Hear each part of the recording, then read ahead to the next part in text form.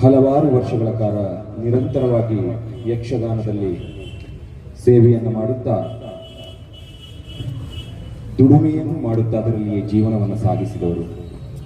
ಆದರೆ ತನ್ನ ಜೀವನ ನಿರ್ವಹಣೆಗೆ ಹಾಗೂ ತನ್ನಂತೆ ಅದೆಷ್ಟೋ ಕಲಾವಿದರ ಬದುಕಿಗೆ ಯಕ್ಷಗಾನ ರಂಗಕ್ಕೆ ದಾರಿದೀಪವಾದಂತಹ ಮೇರು ಕಲಾವಿದ ಶ್ರೀಯುತ ಸುಬ್ರಹ್ಮಣ್ಯ ಧಾರೇಶ್ವರ ಇವರಿಗೆ ರಾಜ್ಯೋತ್ಸವ ಪ್ರಶಸ್ತಿ ಬಂದು ಅದೆಷ್ಟೋ ದಿನಗಳ ಕಳೆದರೂ ಸಹಿತ ಹುಟ್ಟೂರಿನ ನೆಲೆಯಲ್ಲಿ ಒಂದು ಸನ್ಮಾನವಾಗಬೇಕು ಎನ್ನುವಂತಹ ಆಶೆಯನ್ನು ಹೊತ್ತು ರಮೇಶ್ ಭಂಡಾರಿಯವರು ಹಾಗೂ ಸಮಾನ ಮನಸ್ಕರೆಲ್ಲ ಸೇರಿ ಆಯೋಜಿಸಿರುವಂತಹ ಈ ಕಾರ್ಯಕ್ರಮದ ಸಭಾ ಕಾರ್ಯಕ್ರಮಕ್ಕೆ ತೊಡಗಿಕೊಳ್ಳುತ್ತಾ ಇದ್ದೇವೆ.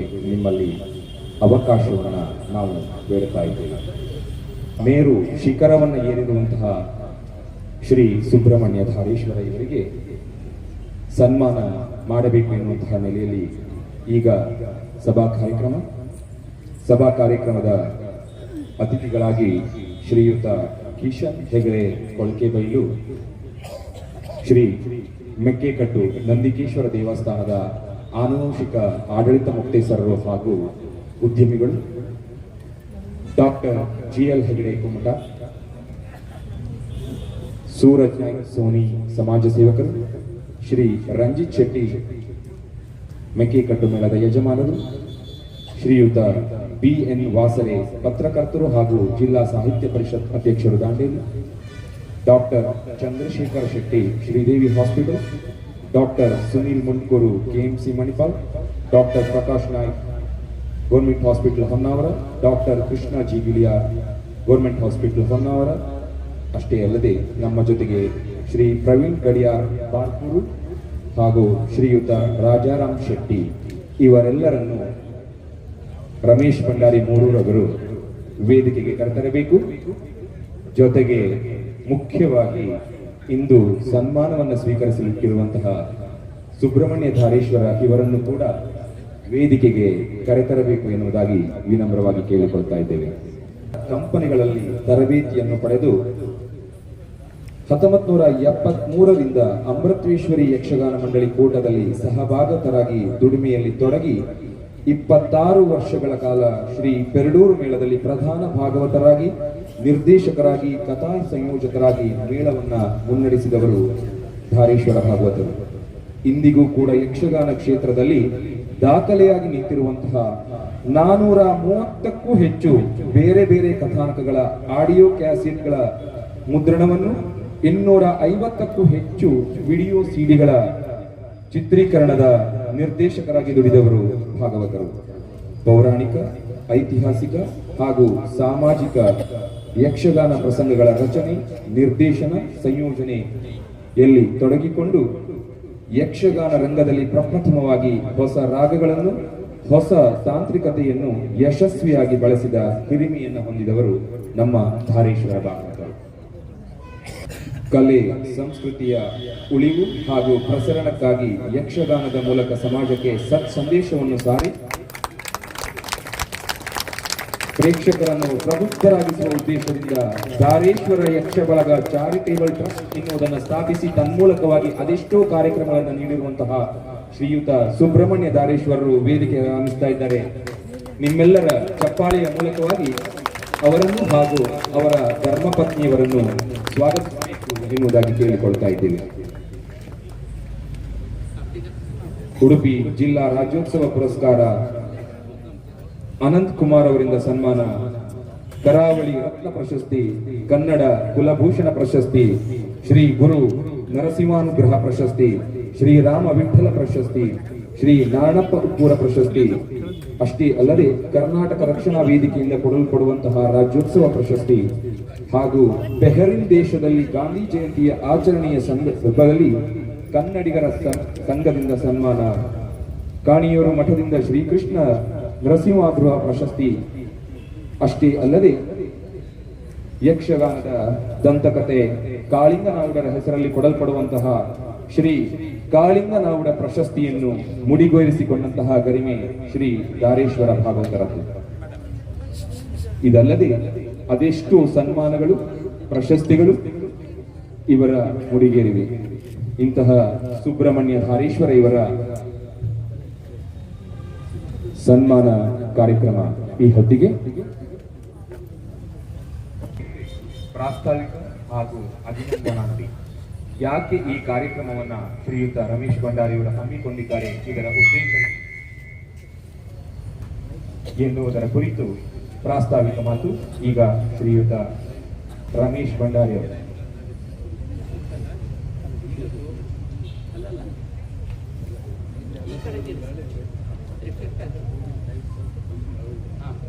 ನೀವೆಲ್ಲ ಈಗ ಗಮನಿಸುತ್ತಾ ಇರಬೇಕು ನೋಡಿ, ಕೇವಲ ರಂಗಸ್ಥಳದಲ್ಲಿ ಪದ್ಯ ಹೇಳುವುದು ಭಾಗವತನ ಕೆಲಸ ಅಲ್ಲ, ತಾಂತ್ರಿಕತೆಯನ್ನು ಕೂಡ ಮೊಟ್ಟ ಮೊದಲಾಗಿ ವಿಶೇಷವಾದಂತಹ ತಾಂತ್ರಿಕತೆಯನ್ನು ರಂಗದಲ್ಲಿ ಬಳಸಿಕೊಂಡು ಅದನ್ನ ಮುನ್ನಡೆಸುವುದು ಹೇಗೆ ಎನ್ನುವಂತಹವರು ಅದಕ್ಕಂತೂ ನಿಜವಾದಂತಹ ನಿರ್ದೇಶಕರು ಭಾಗವತರು. ಅಂತಹ ಸ್ಥಾನವನ್ನು ಏರಿದಂತಹ ಭಾಗವತರ ಸನ್ಮಾನದ ಪ್ರಾಸ್ತಾವಿಕ ಮಾತು ಈಗ. ವೇದಿಕೆಯಲ್ಲಿದ್ದಂಥ ಉಪಸ್ಥಿತರಿದ್ದ ಎಲ್ಲ ಗಣ್ಯಾತಿ ಗಣ್ಯರಿಗೂ ಪ್ರತ್ಯೇಕವಾಗಿ ನಾನು ಹೇಳುವುದಿಲ್ಲ, ಸಮಯದ ಅಭಾವ ಇದ್ದದ್ದರಿಂದ ಎಲ್ಲವರಿಗೂ ವೇದಿಕೆಯಲ್ಲಿದ್ದಂಥ ಹಿರಿಯರಿಗೆ ನಮಸ್ಕಾರ ಮಾಡಿಕೊಂಡು ನನ್ನ ಆತ್ಮೀಯ ಪ್ರೇಕ್ಷಕ ಬಾಂಧವರು, ನಾನು ಇಟ್ಕೊಂಡಂಥ ಕಾರ್ಯಕ್ರಮದಲ್ಲಿ ಮನಸ್ವಿ ಸಹಕಾರವಿತ್ತ ಎಲ್ಲವರಿಗೂ ಹೊಂದಿಸಿ ಒಂದೆರಡು ಮಾತನ್ನು ಹೇಳ ಬಯಸ್ತೇನೆ. ನಾನು ನನಗೆ ಸುಬ್ರಹ್ಮಣ್ಯ ಧಾರೇಶ್ವರರು ಅಂತ ಹೇಳಿದರೆ ನನ್ನ ಪಾಲಿಗೆ ದೇವರೇ, ಅದರಲ್ಲಿ ಎರಡು ಮಾತಿಲ್ಲ. ಯಾಕೆ ಅಂತ ಹೇಳಿದರೆ, ಮೊದಲು ನಾನು ಮುಲ್ಕಿ ಮೇಳಕ್ಕೆ ಹೋದದ್ದು 2 ವರ್ಷ ನಿತ್ಯವೇಷ ಪುಣ್ಯವೇಷ ಮಾಡಲಿಕ್ಕೆ, ಹಾಗೆ ಸಿರ್ಸಿ ಮೇಳಕ್ಕೆ ಹೋದದ್ದು ನಾನು. ಆ ಸಂದರ್ಭದಲ್ಲಿ ಅವರು ಅಲ್ಲಿ ನೆಬ್ಬೂರು ಭಾಗವತರು, ಕೆಪ್ಪೆಕೆರೆ ಭಾಗವತರು, ಧಾರೇಶ್ವರ ಭಾಗವತರು 3 ಹಿರಿಯ ಭಾಗವತರು ಇದ್ದರು. ಅಲ್ಲಿ ಧಾರೇಶ್ವರರ ಒಡನಾಟ ಪರಿಚಯ. ಅಲ್ಲಿಂದ ಮತ್ತೆ ಅವರು ಪೆರಡೂರು ಮೇಳಕ್ಕೆ ಹೋದಾಗ ಪ್ರಥಮ ವರ್ಷ ಒಂದಿಲ್ಲ, 2ನೇ ವರ್ಷ ನನ್ನನ್ನು ಮತ್ತು ದುರ್ಗಪ್ಪಣ್ಣನನ್ನು ಕರೆಸಿಕೊಳ್ಳೋದು ಅವರೇ. ಆ ನಂತರದ ದಿವಸದಲ್ಲಿ ನಾನು ಪುಣ್ಯವೇಷ ಮಾಡ್ತಾ ಇದ್ದವನಿಗೆ ಯಾವುದೋ ಒಂದು ಸಂದರ್ಭದಲ್ಲಿ ಈಗ ಹಾಸ್ಯದ ಕೊರತೆ ಉಂಟು ಮತ್ತು ನಿನಗೊಂದು ಅನುಕೂಲ ಉಂಟು ಮಾಡುವಂಥ ಒತ್ತಾಯ ಮಾಡಿ ಹಾಸ್ಯ ಮಾಡಿಸಿದ್ದವರೇ. ಕರುಣಾಕರ ಶೆಟ್ಟಿಯವರು, ಧಾರೇಶ್ವರರು, ಪುನ್ನ ನಾಗೇಂದ್ರರವರು, ಈ 3 ಜನ ಮಾಡೇ ಮಾಡಬೇಕು. ಈಗ ಅದಕ್ಕೂ ಬೇಡಿಕೆ ಉಂಟು, ಒತ್ತಾಯಕ್ಕೆ ಮಾಡಿ ನನ್ನನ್ನು ಹಾಸ್ಯಕ್ಕೆ ಇಳಿಸಿದವರು. ಎಲ್ಲವುದಕ್ಕಿಂತಲೂ ಹೆಚ್ಚಾಗಿ ಧಾರೇಶ್ವರರು ಆವತ್ತು ಹೇಗಿದ್ರು ಏನಿದ್ರು ನಾನು ಎಲ್ಲ ಕಣ್ಣಾರೆ ಕಂಡವ. ಯಕ್ಷಗಾನಕ್ಕೆ ಸೇರುವ ಮೊದಲು ನಮಗೆ ಕುಲದೇವರು ಅಂದರೆ ಕರ್ತೋಕ ಮಂಜಾತ್ ಭಾಗವತರು, ಅವರು ಒಂದಷ್ಟು ಪ್ರೀತಿ ನಮ್ಮ ಇಡೀ ಕುಟುಂಬಕ್ಕೆ, ನನಗೆ ಅಂತಲ್ಲ. 3 ಜನರು ಆಗ ಪ್ರಧಾನವಾಗಿದ್ದವರು. ಒಂದು ಕರ್ತೋಕ ಮಂಜುನಾಥ್ ಭಾಗವತರು, ಚಿಟ್ಟಾಣಿ ರಾಮಚಂದ್ರ ಹೆಗಡೆಯವರು, ತೆಕ್ಕಟ್ಟೆ ಆನಂದ ಮಾಸ್ಟರು. ಈ 3 ಜನ ಅಂದರೆ ನಮ್ಮ ಮನೆಯವರಿಗೆ ದೇವರು. ಹಾಗಾಗಿ ಆ ಅಭಿಮಾನ ಸಹಜವಾಗಿ ನನಗೆ ಬರೋದು. ಯಕ್ಷಗಾನಕ್ಕೆ ಸೇರಿದ ಮೇಲೆ ನನಗೆ ದೇವರಾದದ್ದು ಧಾರೇಶ್ವರ ಮಾತ್ರ. ಅಂದರೆ ಉಳಿದವರು ಒಡನಾಟ ಇಲ್ಲ, ಇದಿಲ್ಲ ಅಂತಲ್ಲ. ಏನು ಅಲ್ಲದೆ ಹೋದ ನನ್ನನ್ನು ಏನೋ ಮಾಡಿದ್ದು ಯಾರು ಕೇಳಿದರೆ ಧಾರೇಶ್ವರ. ಯಾಕೆ ಅಂತ ಹೇಳಿದರೆ, ರಂಗಸ್ಥಳಕ್ಕೆ ಬಂದರೆ ಹಾಸ್ಯದ ಸನ್ನಿವೇಶ ಇರಬೇಕು ಅಂತಿಲ್ಲ. ಹೀಗೆ ಭಾಗವತರೊಟ್ಟಿಗೆ ಸಂಭಾಷಣೆ ಮಾಡಿಕೊಂಡ್ರೆ ಅದರಲ್ಲಿ ಹಾಸ್ಯವನ್ನು ಹುಟ್ಟಿಸುವ ಅದ್ಭುತವಾದಂಥ ಯೋಗ್ಯತೆ ಇದ್ದದ್ದವರಿಗೆ. ಹಾಗಾಗಿ ನನ್ನನ್ನು ಬೆಳೆಸಿದ್ರು. ಎಲ್ಲಿವರೆಗೆ ಅಂತ ಹೇಳಿದರೆ, ನನಗೆ ಆರ್ಥಿಕವಾಗಿ ಆಗ ಭಾಳ ಕಷ್ಟ.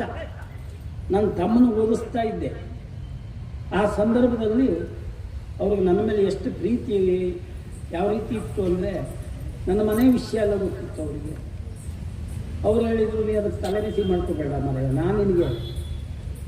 ನಾನು ಒಂದು ಸಹಾಯ ಮಾಡ್ತೇನೆ ನನ್ನ ತಮ್ಮನಿಗೆ, ನೀವು ಓದ್ತಿದ್ದೆ, ತಲೆಬಿಸಿ ಮಾಡಬೇಡ ಅಂತೇಳಿ. ಹಾಗೆ ನನಗೆ ಆ ಕಾಲದಲ್ಲಿ ಸಾಧಾರಣ 35 ವರ್ಷದಿಂದ ಏನು ಹೆಚ್ಚು ಕಡಿಮೆ, ಆ ಕಾಲದಲ್ಲಿ ನಾನು 6,000 ರೂಪಾಯಿ ಕೊಡ್ತೆ ಅಂತ ಹೇಳಿದ್ದೆ. 6 ಕೊಡ್ತೆ ಅಂತ ಹೇಳಿ ಪಾಪ ಎಲ್ಲರಿಗೂ ಆಗ ಕಲಾವಿದರ ಪರಿಸ್ಥಿತಿ ಕಷ್ಟ. ಅಂಥ ಸಂದರ್ಭದಲ್ಲೂ ನನಗೆ 4,000 ಚಿಲ್ಲರೆ ಕೊಟ್ಟಿದ್ದಾರೆ ಅವರು ಆ ಕಾಲದಲ್ಲಿ.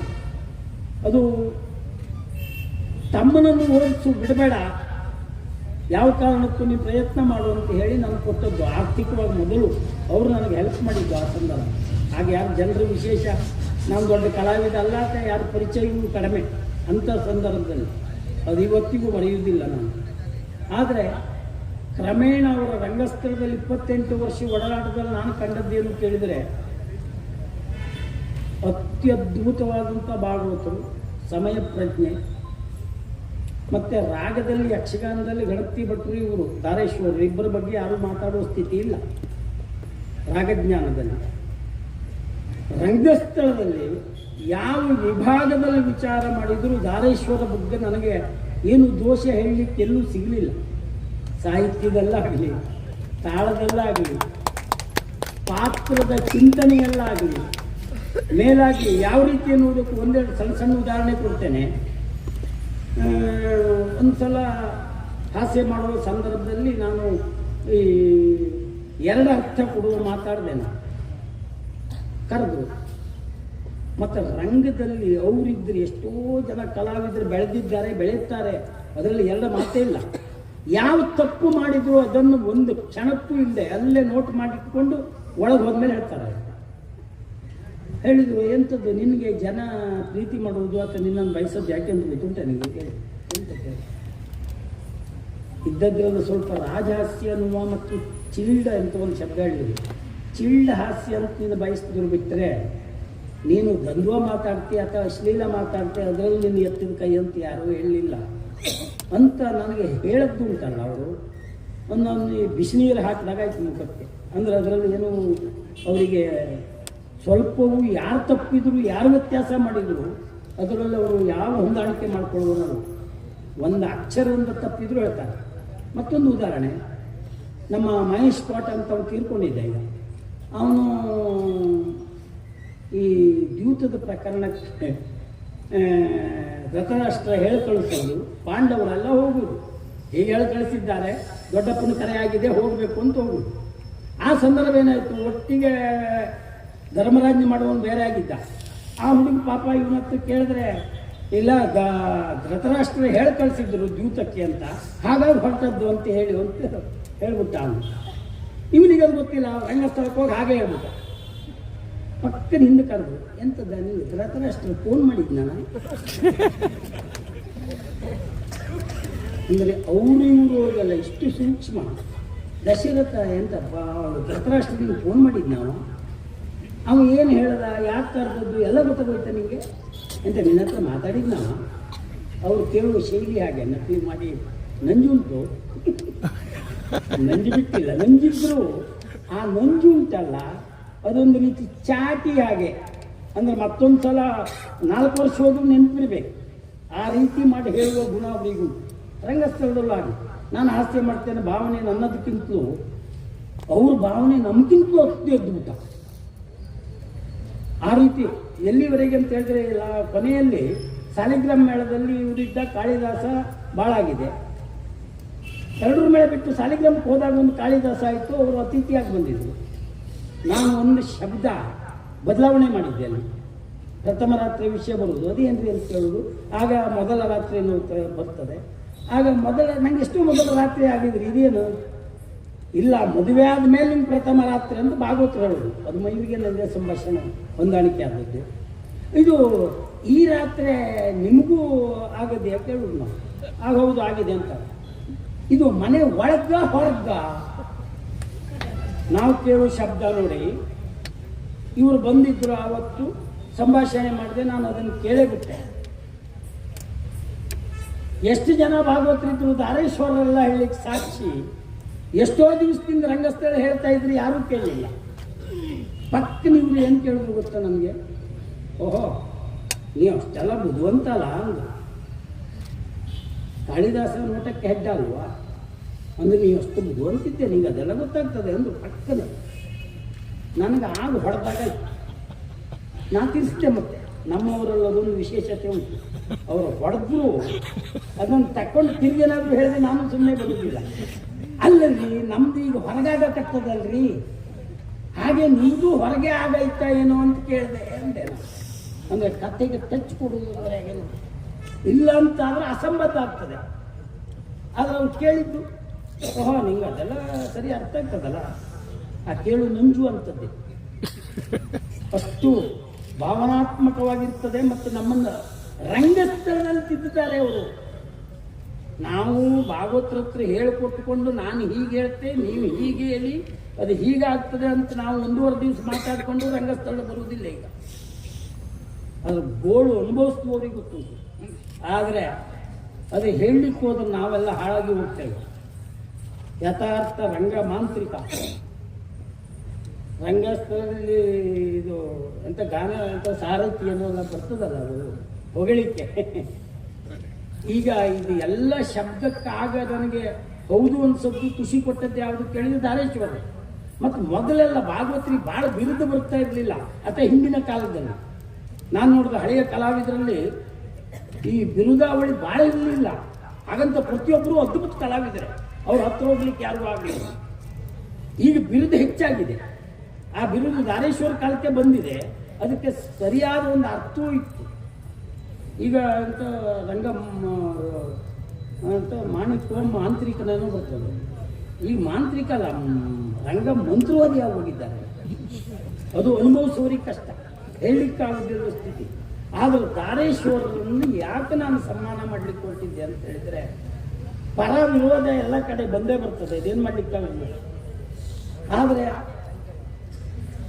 ನನ್ನ ಜೀವನದಲ್ಲಿ ನಾನು ಅವರನ್ನು ಕಂಡು ಖುಷಿಪಟ್ಟದ್ದು, ಅವರ ಪದ್ಯವನ್ನು ನಾನು ಇದು ಕಲಾವಿದನಲ್ಲ ಒಬ್ಬ ಪ್ರೇಕ್ಷಕನಾಗಿ ನಾನು ಅನುಭವಿಸಿದ್ದು ಉಂಟಲ್ಲ, ಆ ಸಂತೋಷ ನನಗೆ 1 ಕೋಟಿ ಕೊಟ್ಟರು ಬರುವುದಿಲ್ಲ. ಮತ್ತೆ ಬರಲಿಕ್ಕಿಲ್ಲ.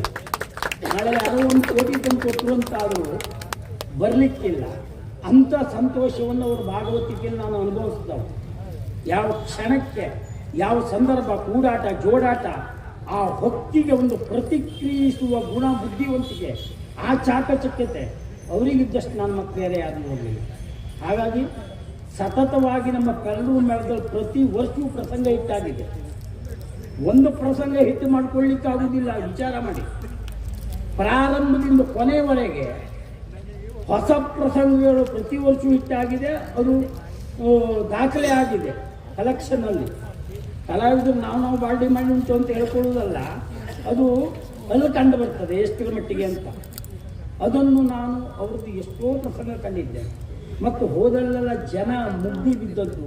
ಆ ತೀರ್ಥಹಳ್ಳಿ ಕೊಪ್ಪ ಸಾಯ್ದವರು ನನಗೊಂದು ಕಾರ್ಯಕ್ರಮದಲ್ಲಿ ಸಂಗೀತಗಾರರೊಟ್ಟಿಗೆ ಇವರೊಟ್ಟಿಗೆ ಯಕ್ಷಗಾನ ಭಾಗವತರು ಸಂಗೀತಗಾರರು ಅಂತಾಗಿತ್ತು. ಎಂತೆಂಥ ಸಂದರ್ಭ. ಸಂಗೀತಗಾರರು ನಿಜವಾಗ ಅವರು ಹೆಸರು ನನಗೆ ಬಾಯಿ ಬರ್ತಾ ಇಲ್ಲ. ಅವರು ಕೊನೆಗೆ ಬಂದು ಇವರು ಕಾಲಿಡಿದ್ರು, ಉದ್ದಂಡ ನಮಸ್ಕಾರ ಮಾಡಿದ್ರು. ಅಂಥದ್ದೆಲ್ಲ ನಾನು ಕಣ್ಣಲ್ಲಿ ಕಂಡ. 3 ಮೇಳದ ಕೂಡಾಟ ಮಂಗಳೂರಿನಲ್ಲಿ, ಕದ್ರಿ, ಕರ್ನಾಟಕ ಮತ್ತು ಪೆರಡೂರು.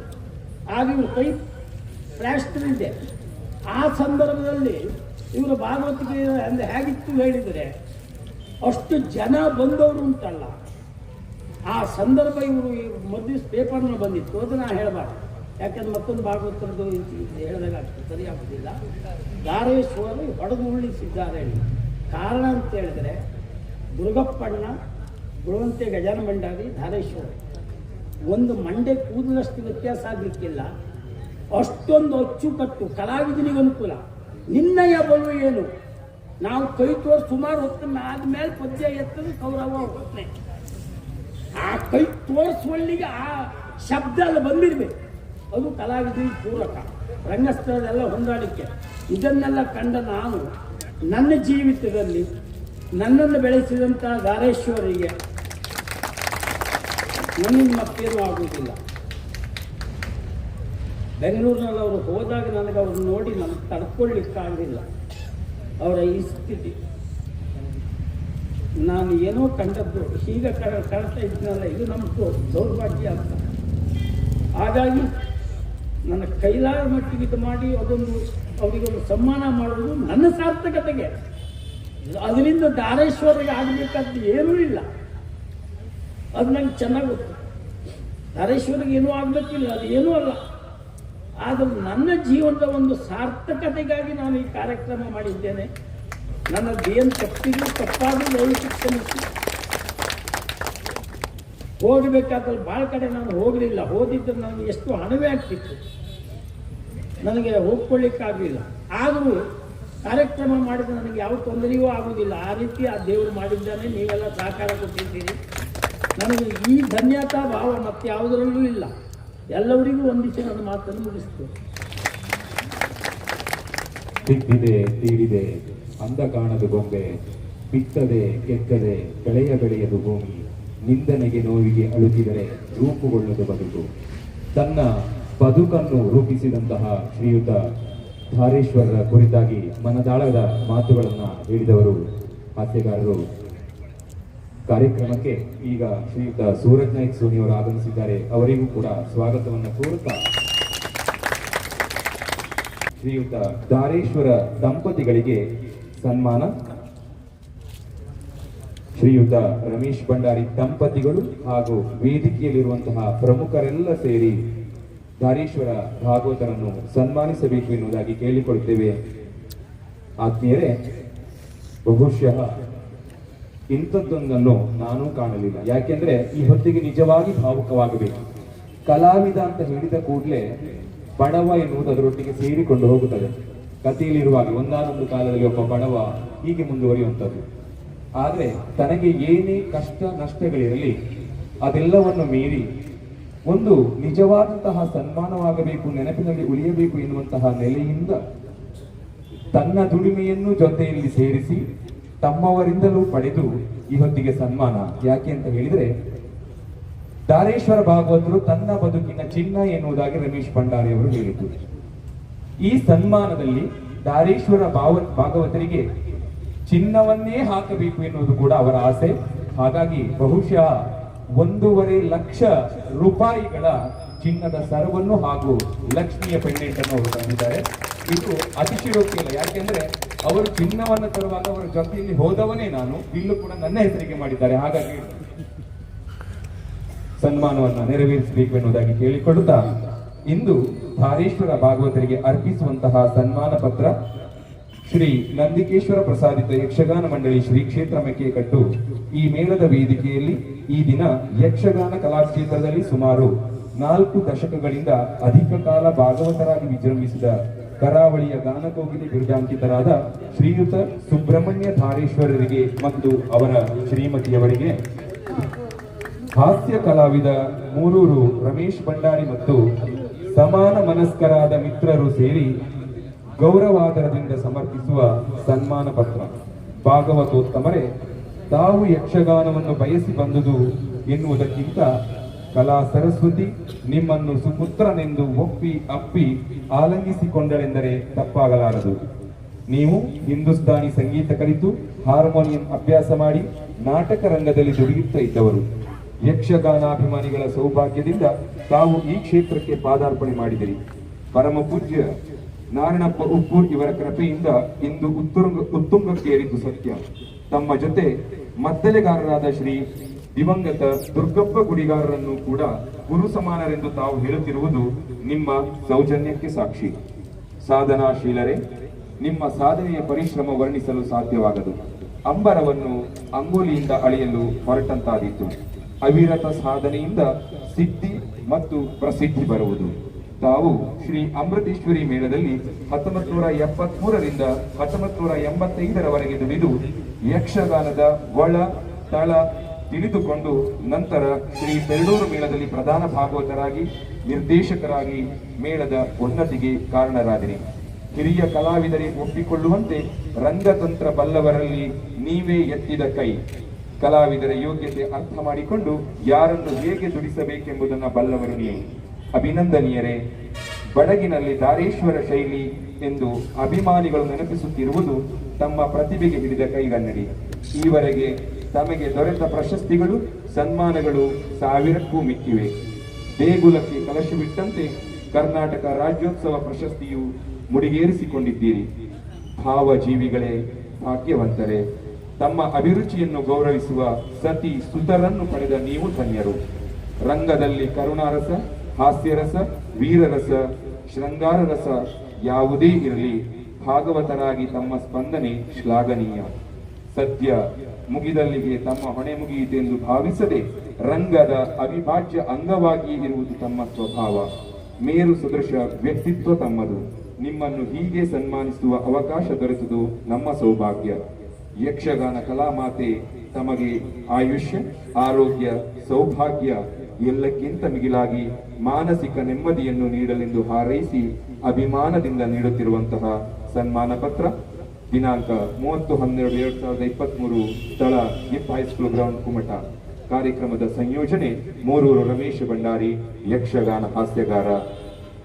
ಈಗ ಸುಬ್ರಹ್ಮಣ್ಯ ಧಾರೇಶ್ವರ ದಂಪತಿಗಳಿಗೆ, ರಮೇಶ್ ಭಂಡಾರಿ ಮೂರೂರು ದಂಪತಿಗಳು ಹಾಗೂ ವೇದಿಕೆಯಲ್ಲಿರುವಂತಹ ಅತಿಥಿಗಳೆಲ್ಲ ಒಂದಾಗಿ ಸನ್ಮಾನವನ್ನು ಮಾಡಬೇಕು ಎನ್ನುವುದಾಗಿ ಕೇಳಿಕೊಳ್ತಾ ಇದ್ದೇವೆ. ನಿಮ್ಮೆಲ್ಲರ ಪ್ರೋತ್ಸಾಹವೇ ನಮಗೆ ಶ್ರೀರಕ್ಷೆ. ದಯವಿಟ್ಟು ಚಪ್ಪಾಳೆಯ ಮೂಲಕವಾಗಿ ಅಭಿನಂದಿಸಬೇಕು.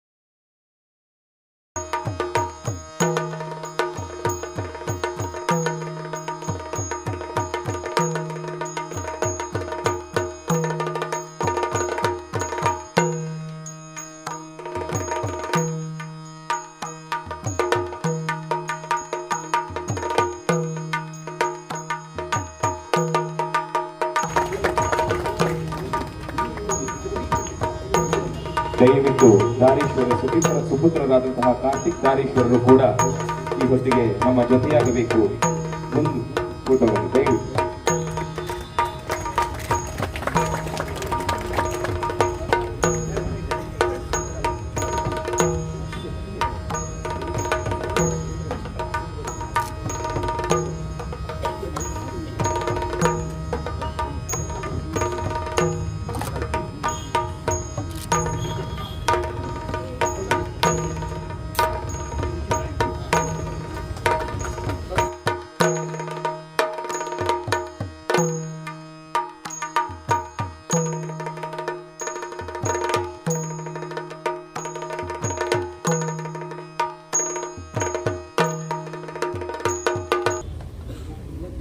ಸನ್ಮಾನವನ್ನ ಸ್ವೀಕರಿಸಿ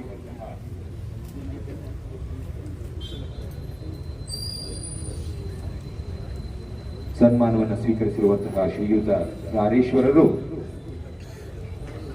ಸನ್ಮಾನ ಸ್ವೀಕರಿಸಿದ ಪ್ರತಿಯಾಗಿ ಒಂದೆರಡು ಮಾತು, ಜೊತೆಗೆ ನಮಗೆಲ್ಲ ಕಲಾವಿದರಿಗೂ ಹಾಗೂ ಕಲಾಭಿಮಾನಿಗಳಿಗೂ ಮಾರ್ಗದರ್ಶನದ 2 ಹಿತ ನುಡಿಗಳನ್ನು ಆಡಬೇಕು ಎನ್ನುವುದನ್ನು ಕೇಳಿಕೊಳ್ತೇವೆ. ವೇದಿಕೆಯಲ್ಲಿರುವ ಎಲ್ಲ ಗಣ್ಯರಿಗೂ ನಮಸ್ಕಾರ. ಈ ಮೇಳದ ಫೌಂಡೇಶನ್ ಕೊಳಕೆಬೈಲ್ ಫ್ಯಾಮಿಲಿಯವರು ಇಲ್ಲಿ ಬಂದಿದ್ದಾರೆ. ಕಿಶನ್ ಹೆಗಡೆ, ರಾಜಾರಾಮ್, ಪ್ರವೀಣ್ ಗಡಿಯಾರ್, ಹಳೇದು ಮೇಳದ ಯಜಮಾನರಾಗಿ ರಂಜಿತ್ ಶೆಟ್ಟಿ ಅವರು ಇದ್ದಾರೆ ನಮ್ಮ ಒಟ್ಟಿಗೆ. ಇಲ್ಲಿ ಈ ಮೇಳದ ಪ್ರಥಮ ಸೇವೆಯಲ್ಲಿ ಕಿಶನ್ ಹೆಗ್ಡೆ ಅವರು, ಕೊಳಕೆ ಬೈಲ್ ಕಿಶನ್ ಹೆಗ್ಡೆ ಅವರು, ಹಾಂ ಅದಕ್ಕೆ ಅವ್ರು ಮಾತಾಡಿದ್ರು. ನಾನು ಯಕ್ಷಗಾನ ನೋಡಲಿಲ್ಲ, ಯಕ್ಷಗಾನ ಗೊತ್ತಿಲ್ಲ, ಯಕ್ಷಗಾನದ ಬಗ್ಗೆ ಆಸಕ್ತನೂ ಅಲ್ಲ ಅಂತೇಳಿ. ಅಂಥ ಪುಣ್ಯಾತ್ಮ ನಂದಿಕೇಶ್ವರ ಸ್ವಾಮಿ ಮನಸ್ಸನ್ನು ಬದಲು ಮಾಡಿ ಎಷ್ಟು ಹಾಕಿದ್ದಾರೆ ಅಂತ ಕೇಳಬೇಡಿ, ಎಲ್ರಿಗೂ ಆಶ್ಚರ್ಯ ಆಗುತ್ತೆ. ಅಂಥವರು ಯಕ್ಷಗಾನದ ಮೇಲಿನ ಅಭಿಮಾನದಿಂದ ರಂಜಿತ್ ಶೆಟ್ಟಿ ಅವರನ್ನು ಮುಂದೆ ಮಾಡಿ ಅವರನ್ನು ಮೇಳದ ಯಜಮಾನಿಕೆ ಸ್ಥಾನದಲ್ಲಿ ಇರಿಸಿದ್ದಾರೆ.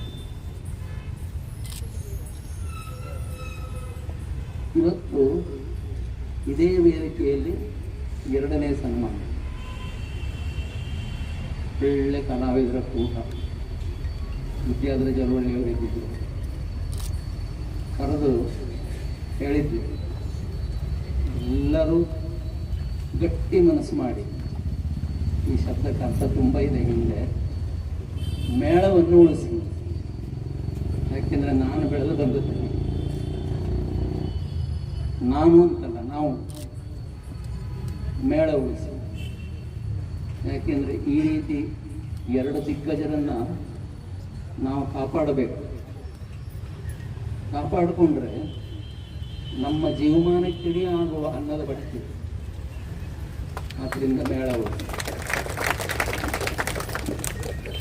ಇನ್ನು ಸನ್ಮಾನ ರಮೇಶ್ ಭಂಡಾರಿ ಹೆರಿಗಿನ ಹುಡುಗನೇ ಅಲ್ಲ. ಹಂಗೇಳಿ ನಮ್ಮನೇಲಿ ಊಟ ಮಾಡಲಿಲ್ಲ ನಾವು ಒಂದ್ಸಲ. ಮೊನ್ನೆ ಬೆಂಗಳೂರಿಗೆ ಬಂದಾಗ ಒಂದು ಊಟ ಮಾಡಿದ್ದ ಅಷ್ಟೆ. ನೋಡಿದವ, ನನ್ನ ನೋಡಿದವ ಒಂದು 25-30 ನಿಮಿಷ ಈ ಬದಿ ಭಾಷೆಯಲ್ಲಾದ್ರೆ ತೀಡಿದ್ದ, ಅಳ್ತಾನೇ ಇದ್ದ. ಏನಾಗಲಿಲ್ಲ ರಮೇಶ, ಆರಾಮಿದ್ದೆ ನಾನು ಅಂತ ಹೇಳಿದ ಮೇಲೆ ಮತ್ತೆ ಕೇಳದ. ಅವನ್ನೆಲ್ಲ ಹೀಗೆ ರಫ್ ಆ್ಯಂಡ್ ಟಫ್ ಟಿವಿ ಬಗ್ಗೆ ಅಂದಾಗ ನಾನು ಡಿಸೆಂಬರ್ ತಿಂಗಳಲ್ಲಿ ಸನ್ಮಾನ ಮಾಡ್ತೀನಿ. ಪತ್ರ ಇಲ್ವಾ? ಪತ್ರಲ್ಲ, ಹಾಂ ಪತ್ರ. ಆದರೆ ಸನ್ಮಾನ ಮಾಡುವಾಗ ಒಂದು ಮಾತಾಡೋದು, ನನಗೆ ಆರ್ಥಿಕ ಸಂಕಷ್ಟ ಇದೆ ಅಂತೇಳಿ ಖಂಡಿತ ಹೇಳಲಿಕ್ಕಿಲ್ಲ. ಅವ ಆ ಸುದ್ದಿನೇ ಮಾತಾಡಲಿಲ್ಲ. ಎಲ್ಲಿಯಾದರೂ ಕೈ ಬಂದರೆ, ಯಾಕೆಂದರೆ ನಾನು ದೊಡ್ಡಸ್ತಿಕೆ ಹೇಳೋದಲ್ಲ, ನನಗಾಗಿ ನಾನು ಎಲ್ಲೂ ಬೇಡಲಿಲ್ಲ. ಇಲ್ಲಿ ಮಠದಲ್ಲಿ ಶಿವರಂಜನಿ 125 ಲಕ್ಷಾಂತರ ಖರ್ಚು, 5 ಸ್ಟೇಜ್. ಆ ಖರ್ಚಿಗಾಗುವಷ್ಟನ್ನು ನಾನು ಕೇಳಿದ್ದೆ ನನ್ನ ಅಭಿಮಾನಿಗಳ. ನನಗೆ ಲಾಭವೇ ಆಗಿದೆ. ಇನ್ನೊಂದು ಚಲದಂಕ ಚಕ್ರೇಶ್ವರ, ನನ್ನದೇ ಸ್ಕ್ರಿಪ್ಟು, ಹೊಸತೋಟದವರ ಪದ್ಯ, ಅದಕ್ಕೂ ಹಾಗೆ 4 ಸ್ಟೇಜ್. ಅದಕ್ಕೆ ಬೇಕಾಗುವ ಖರ್ಚು ಎಂತಂದರೆ ನಾನು ಅಷ್ಟು ದೊಡ್ಡ ಸ್ಥಿತಿವಂತ ಅಲ್ಲ. ಚಟ, ಹೊಸ ಹೊಸ ಪ್ರಯೋಗಗಳು ಮಾಡಬೇಕು ಅನ್ನುವ ಚಟ. ದುರ್ಗಪ್ಪ ಗುಡಿಗಾರರ ಬಗ್ಗೆ, ರಾಮನೈರಿ ಬಗ್ಗೆ,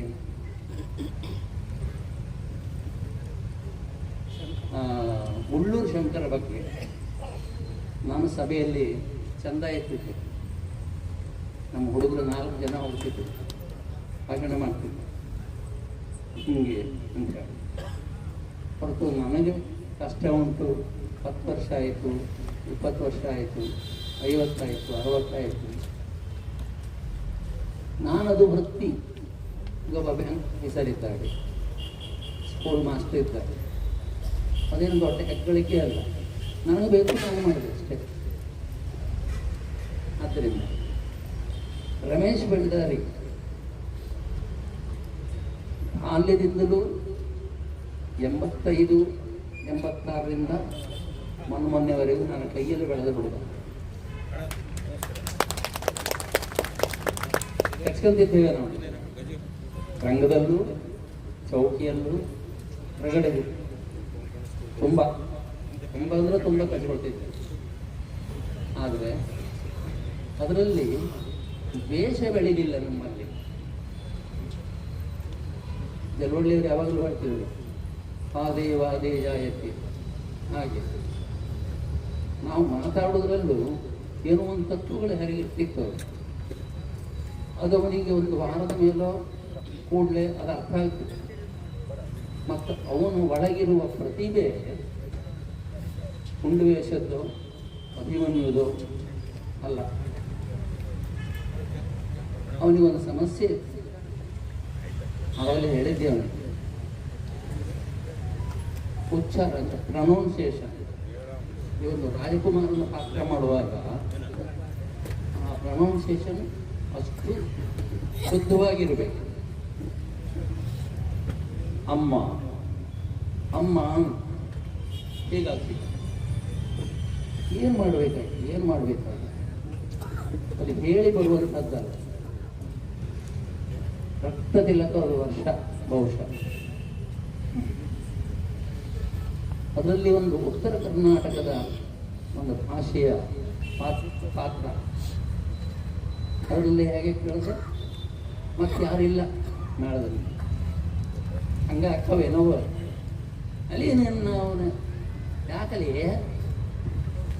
ಇದು ಬಾಯಪಾಠ ಮಾಡಿ ಹೇಳ್ಬೋದು, ಒರಿಜಿನಲ್ ಆಗಿ ಬರುವಂಥದ್ದು. ಅದು ರಮೇಶ್ನದ್ದು ಚಾಲೆಂಜ್ ಮಾಡಿದ್ದೆ ನಾನು, ನೀನು ಹಾಸ್ಯಕ್ಕೆ ಬಾ, ಉತ್ತರ ಕರ್ನಾಟಕದ ಭಾಷೆ, ಅದರಿಂದ ನೀನು ಪಾಸಾಗ್ತೆ ಖಂಡಿತ. ಆಗದಿದ್ರು ನೋಡುವ, ದೇವರಿದ್ದ. ಪಾಸಾಯ್ತು ಆ ವರ್ಷ. ಅವ ರಾಜಕುಮಾರನ ಅಡವಿಯಲ್ಲಿ, ಚಿತ್ರದುರ್ಗದ ಕಥೆ, ದುರ್ಗದ ಇತಿಹಾಸ, ಮೋಹನ್ದಾಸ್ ಶೆಣಿಯವರ ಪ್ರಸಂಗ. ಅದರಲ್ಲಿ ಪಾಸಾದ ನಂತರ ಆ ವರ್ಷದ ಒಂದು ಕ್ರಾಂತಿ ಯಾರದು? ಜಗನ್ನಾಥ್ ಶೆಟ್ಟರು, ಮೋಹನ್ದಾಸ್ ಶೆಣಿಯವರು, ಎಂತೆಂಥ ದಿಗ್ಗಜರಿದ್ದಿದ್ರು. ಯಾರ್ದೂ ಸುದ್ದಿ ಇಲ್ಲ. ಅಲ್ಲಿ ಬರೋದು ರಮೇಶ್ ಭಂಡಾರಿಯವರು ಆತ ನೋಡಬೇಕು. ಆವಾಗ ಸರಿಯಾಗಿ ಹೆಸರು ಗೊತ್ತಿರಲಿಲ್ಲ, ಯಾಕೆಂದರೆ ಹಾಸ್ಯಗಾರರ ಪಟ್ಟಿ ಒಳಗೆ ರಮೇಶ್ ಭಂಡಾರಿ ಹೆಸರು ಇರಲಿಲ್ಲ. ಮಾಮೂಲಿ ಕುಂಡುವೇಷದವರ ಸಾಲಲ್ಲಿತ್ತು. ಆ ಹುಡುಗ ಯಾರು? ಓ ಅಲ್ಲಿದ್ದ ನೋಡಿ, ದುರ್ಗಪ್ಪ ತಮಾಷೆ ಮಾಡೋದು, ಇವನಿಗೊಂದು ಲಾಟ್ರಿ ಹಾಕ್ತ ಅಂತ ಹೇಳಿ. ದುರ್ಗಪ್ಪ ಯಾವಾಗಲೂ ತಮಾಷೆ, ಚೈಲ್ಡಿಶ್ ಹಾಸ್ಯ ಅಂದರೆ ಅವನ ದೈಹಿಕ ಭಾಷೆ. ಈಗ ಸ್ವಲ್ಪ ಕಡಿಮೆ ಮಾಡಿದ್ದ, ಗೊತ್ತಾಗಿದೆ. ನನಗೆ ಮದುವೆಯಾಗಿ ಮಕ್ಕಳಾಗಿದ್ದಾರೆ, ಇನ್ನು ನಾನು ಮಂಗಚೇಷ್ಟೆ ಮಾಡಬಾರ್ದು. ಅವಾಗ ನಾ ಮುಂದೆ ಹೋಗ್ತಾ ಇದ್ರೆ, ಯಾಕಲೇ ಹರೇಶ್ವರ ಅಂದ್ರೆ ನನಗೆ ಗೊತ್ತಾಗ್ತದೆ ಇವನೇ ಅದಕ್ಕೆ ನನ್ನ ಅಂತ ಹೇಳಿ. ಆದರೂ ನಾ ಹಿಂತಿರುಗಿ ನೋಡ್ತೀನಿ, ಅದರಿಂದ ಅವನಿಗೆ ಖುಷಿ. ಅಂದರೆ ಮಕ್ಕಳನ್ನು ನಾವು ಹೇಗೆ ಬೆಳೆಸ್ತಾ ಇದ್ದೇವೆ ಹಾಗೆ ರಂಗಸ್ಥಳದಲ್ಲೂ ಹಾಗೆ. ಅವ ಉಲ್ಟಿ ಮಾತಾಡೋದು, ನಾನು ಉಲ್ಟಿ ಮಾತಾಡೋದು. ಮಂಗಳೂರು ಆಟದಲ್ಲಿ ಅವನ ಅಕ್ಕ ಮತ್ತು ಇವನ್ನ ಎದುರು ನಿಲ್ಲಿಸಿ ತುಂಬ ಮಾತ್ರ ಇದ್ದಿದ್ದಾಳೆ ಇವನಿಗೆ, ರಮೇಶ್ನಿಗೆ. ಭಾಗವತದ ದೇವರು ಮಹಾರಾಜ, ಈ ರಂಗಸ್ಥಳದಲ್ಲಿ ಆನಮನಿ ಮಾತುಕತೆ ಅವರಿಗೆ ಅಸಮ ಉಂಟಲ್ಲ ನಿಮಗೆ, ಹಾಗೆ ಹೀಗೆ ಅಂತೆಲ್ಲ ಹೇಳಿ ನಾವು ಹೊರತದೆ ಅಂದೆ. ಅದು ರಾತ್ರಿಗಲ್ಲ, ಈಗ ಹಗಲಲ್ಲಿ ನೋಡಿ ಅವನ ಸರ್ಕಲಲ್ಲಿ ನಾವು ನಿಂತಿದ್ದು, ಹಗಲಲ್ಲಿ ನಾವು ಖಾಲಿ ಬೀಳ್ತಾ, ಅದು ಬೇರೆ ಇದು ಬೇರೆ. ಒಬ್ಬ ನಿರ್ದೇಶಕ ಅಂತ ನಾನು ಹೇಳ್ಕೊಳ್ಳೋದಿಲ್ಲ. ಪುಟ್ಟಣ್ಣ ಕಣಗಾಲ್ ಅವರು, ಬಿ ಆರ್ ಪಂತರು, ಮೊಸರು ಕೃಷ್ಣಮೂರ್ತಿ, ಬಿ ಆರ್ ಅರಸಿನಗೋಡಿ, ಆರ್ ಅರಸಿನಗೋಡಿ, ಇವರೆಲ್ಲ ನಾಟಕ ರಂಗದಿಂದಲೇ ಸಿನಿಮಾಕ್ಕೆ ಬಂದವರು. ನಾಟಕ ಕಂಪನಿಯಲ್ಲಿ ಇವರ ಥಿಯರಿಗಳನ್ನೆಲ್ಲ ನೋಡ್ತಿದ್ದೆ ನಾನು. ಅವರು ರಂಗಕ್ಕೆ ಬರದೆ ತಮ್ಮ ಒಳಗಿರುವ ಸತ್ವವನ್ನು ಒಂದು ನಾಟಕದಲ್ಲಿ ನಾವು ಇದರಿಗೆ ತುಂಬುತ್ತಾ ಇದ್ವಿ. ಅದು ನನಗೆ ಪಾಠ. ಜಗನ್ನಾಥ ಶೆಟ್ಟರು ಒಂದು ಮಾತಾಡಿದರು. 78ರಲ್ಲಿ ನಾನು ಎಲೆಕ್ಟ್ರಿಷಿಯನ್ ಆಗಿ ಸೇರಿ 86ರಲ್ಲಿ ಎರಡೂರು ಮೇಳ ಪ್ರಾರಂಭ. ಜಗನ್ನಾಥ ಶೆಟ್ಟರಂತಹ ಸಿಡುಕು ಅಂದರೆ ಲಾಟ್ಪುಟ್ ಅಲ್ಲ, ಯೋಗ್ಯತೆ ಇತ್ತು. ಅದು ತಪ್ಪು ಅಂದರೆ ರಂಗಸ್ಥಳದಲ್ಲೇ ತಿರುಗಿ ನಿಂತು ಹೇಳುವಷ್ಟು ದೌಷ್ಟ್ಯ ಅಂತವ್ರು ಹೇಳಿದ್ರು. ಮಣಿ ಕಾಣೆ ಆಯ್ತು, ಮೇಳದಲ್ಲಿ ವೈರಿ ಎಳಿತಿದ್ದು ಮಾಣಿ, ಈಗ ಮಾಣಿ ಹೊಡೆತಾ ಕಾಣಿ ಅಂತೇಳಿ. ಇದು ಸಾರ್ಥಕ್ಯದ ದಿವಸ. ರಮೇಶನ ತಂದೆ ತಾಯಿ, ತಂದೆಯವರಂತೂ ಆಟ ಕರ್ಕೊಂಡ್ಬರ್ತಾರೆ. ಬೆಳಿಗ್ಗೆ ಹೋದ ಮೇಲೆ ಅಪ್ಪನ ಬಯಸ್ಕೊಂತ ಇದ್ದಾರೆ. ಬಾ ಗೊತ್ತಿಗೆ ಹಂಗೆ ಮಾತಾಡೋದು ಅಂದ್ರೆ ನೀನು ಕವರ್ ಮಾಡು, ನೀನು ಹೊಸ ಪ್ರಸಂಗ ಬಗ್ಗೆ ಇಂಡಿಯನ್ ನೀನು ಎಂತೆಲ್ಲ ಹೇಳ್ತಾರೆ. ಮತ್ತೊಂದ್ಸಲ ಆಟ ಕರ್ಕೊಂಬಂದಾಗ ನೋಡ್ರವಳಿಯ ಅಪ್ಪ ಹಿಂಗೆಲ್ಲ ಬೈದ. ನಾ ಬಂದು ಹೇಳಿದ್ರೆ ಅವ್ರೊಂಥರ ನಿಸ್ತೇಜ. ಅಡೆ ಹೋಗು, ಚೌಕಿಯಿಂದ ಹೋಗ್ಬೇಕಾದ್ರೆ ನೀವು ತಂದೆಲ್ಲ ಸರಿ ಅಲ್ರ ತಗೊಂಡು ಹೋಗ್ತೇನೆ ಮಾಡ್ತದೆ. ರಮೇಶನ ಒಳಗಿರುವ ಹಾಸ್ಯ ರಸವನ್ನು ನಂಗೆ ಭಾಳ ಬೇಗ ಸಿಕ್ಕೋಯ್ತು. ಅನಿವಾರ್ಯಕ್ಕೆ ಪುಂಡವೇಶನೂ ಮಾಡಿಸಿದ್ದು. ಪುಂಡವೇಶವೂ ಹಾಗೆ ದಣಿಯದೇ ಇರುವ ಹುಡುಗ ಒಂದು ರಮೇಶ, ಇನ್ನೊಬ್ಬ ಬೆಳಗ್ಗೆ ಸುಂದರ ನಾಯಕ ಅಂತ ಹಾಗೆ ದಣಿಯೋದಿಲ್ಲ. ಎಷ್ಟು ನೀವು ತತ್ತೈ ಬೆನ್ನಿಗೆ ದಿತ್ತ ಅದರ ನೀವು ಕೊಂದಿತ್ತ ಅದರ ನೀವು ಮಂಡಿ ದಣಿಯದೇ ಇರುವ ಕಲಾವಿದ. ಮೇಲಿಂದ ಈಗಲೂ ಹಾಗೆ ಎದುರು ಆಡಿದ ಮಾತಿ ಕೆಳಗೆ ಬೀಳಲಿಕ್ಕಿಲ್ಲ. ರಪ್ಪದ ಪುತ್ರ ಬಂದ ಏನು ಅಧಿಕ ಪ್ರಸಂಗ ಕೇಳಿದಾಗ ನಮಸ್ಕಾರ ಅಣ್ಣ ಅಂದ. ಅವ್ರು ಇಂಥ ದೊಡ್ಡ ಅಧಿಕ ಪ್ರಸಂಗಿ ನಂಗಂತ ಆಯ್ತಾ ನೋಡಿ. ಇದು ಇಂಥ ಸಹಸ್ರಾರು ಪ್ರತಿಭೆಯ ಕುಡಿ ಅವನ ಒಳಗಿದೆ, ಈಗಲೂ ಇದೆ. ಅದನ್ನು ಹೆರಿಗೆ ತೆಗೆಯುವವರಿಗೆ ಯಾರು ಅನ್ನೋದು ಸಮಸ್ಯೆ. ಈಗ ಅವನೇ ಹುಡುಕಬೇಕು, ಅವನೇ ಮಾಡ್ಕೊಳ್ಬೇಕು. ಅಡುಗೆ ಮಾಡುವುದು ಅವನೇ, ಕರೆ ತರುವುದು ಅವನೇ, ಗೊಜ್ಜು ಬೀಸುವುದು ಅವನೇ, ಊಟ ಮಾಡುವುದು ಅವನೇ. ಹಾಗೆ ಅವನ ಸಾಂಸಾರಿಕ ನಾನು ಬಹಳ ಹತ್ತಿರದ ಒಂದು ಘಟನೆ. ಮಲಗ್ತಾವ ನಾನು ಮಲಗ್ತಿದ್ರಿ ಗಾನಗಂಧರ್ವರು ಬಂದ್ರೆ ಹೊಡೀರಿ. ಯಾರದು? ಅದೇ ನಿಮ್ಮ ಪೈಕಿ ಸೊಳ್ಳೆ. ಹೌದಾ?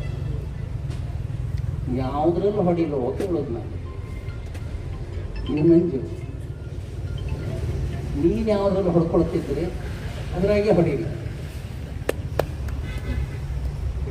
ಯಾರಿಗೂ ಈ ಕಲ್ಪನೆ ಬರಲಿಕ್ಕಿಲ್ಲ. ಹೆಚ್ಚಂದ್ರೆ ಹೇಳ್ಬಿಟ್ರಿ ಹಂಗ ಅಂತ ಹೇಳ್ಬೋದು ಅಷ್ಟೇ. ಇಂಥ ಸಾವಿರಾರು ವಿಷಯಗಳು ಇದ್ದ ಒಂದು ದೊಡ್ಡ ಕಣಜ, ಬಡಗುತಿಟ್ಟಿನ ದೊಡ್ಡ ಆಸ್ತಿ ಹಾಸ್ಯ. ಅಂಥ ರಮೇಶ ಇವತ್ತು ಲಕ್ಷ್ಮೀ ಪದಕವುಳ್ಳ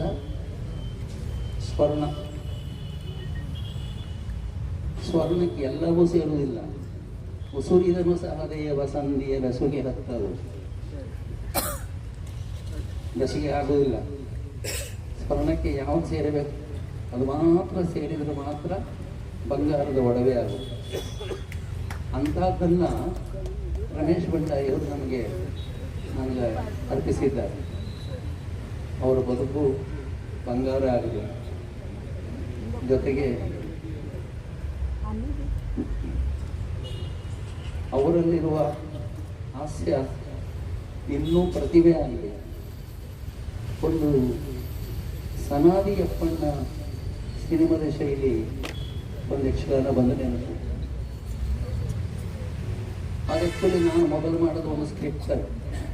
ನಾನು ಅದನ್ನು ಹೇಳ್ತೀನಿ, ಇವಳು ನನ್ನ ಅವಿಭಾಜ್ಯ ಅಂಗ, ಅರ್ಧನಾರೀಶ್ವರ ಹೇಳೋದಕ್ಕೆ ಸರಿಯಾದ ಉದಾಹರಣೆ.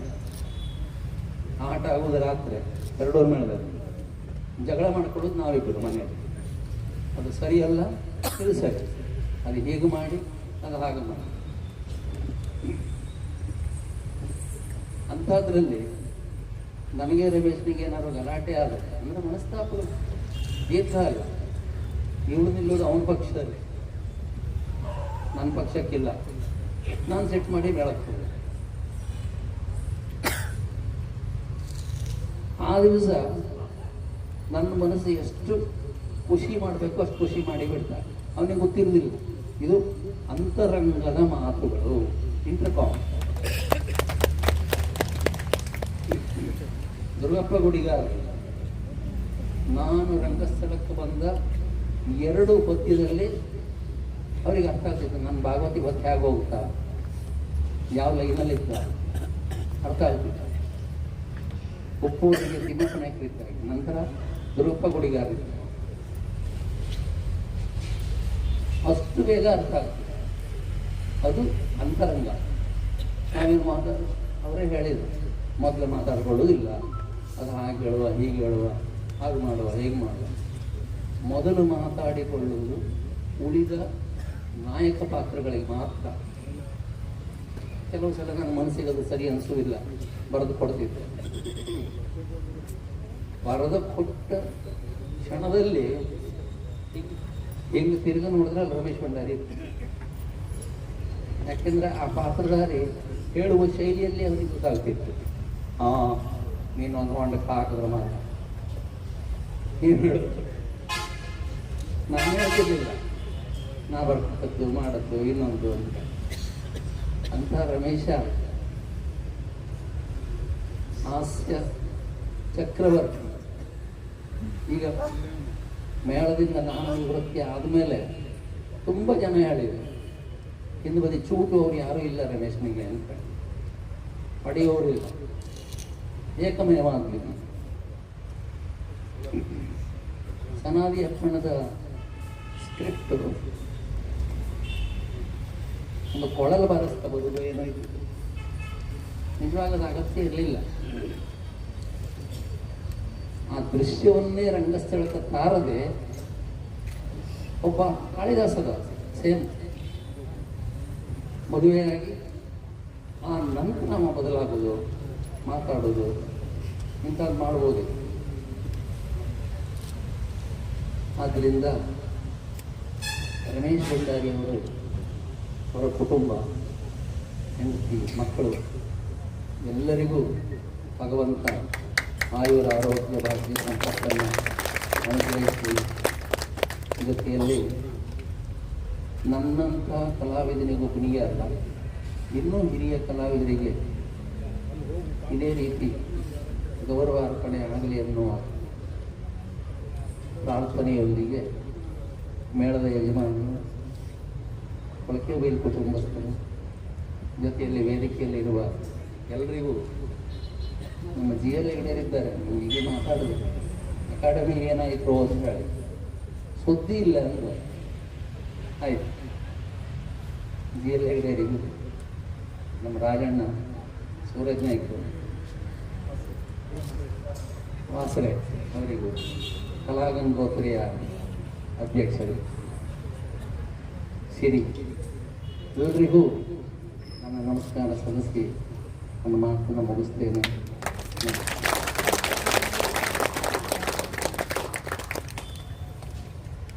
ಮೌನದ ಹಿಂದಿನ ಮಾತು ಯಾರಿಗೂ ಕೇಳುವುದಿಲ್ಲ, ನಗುವಿನ ಹಿಂದಿನ ನೋವು ಯಾರಿಗೂ ಕಾಣುವುದಿಲ್ಲ.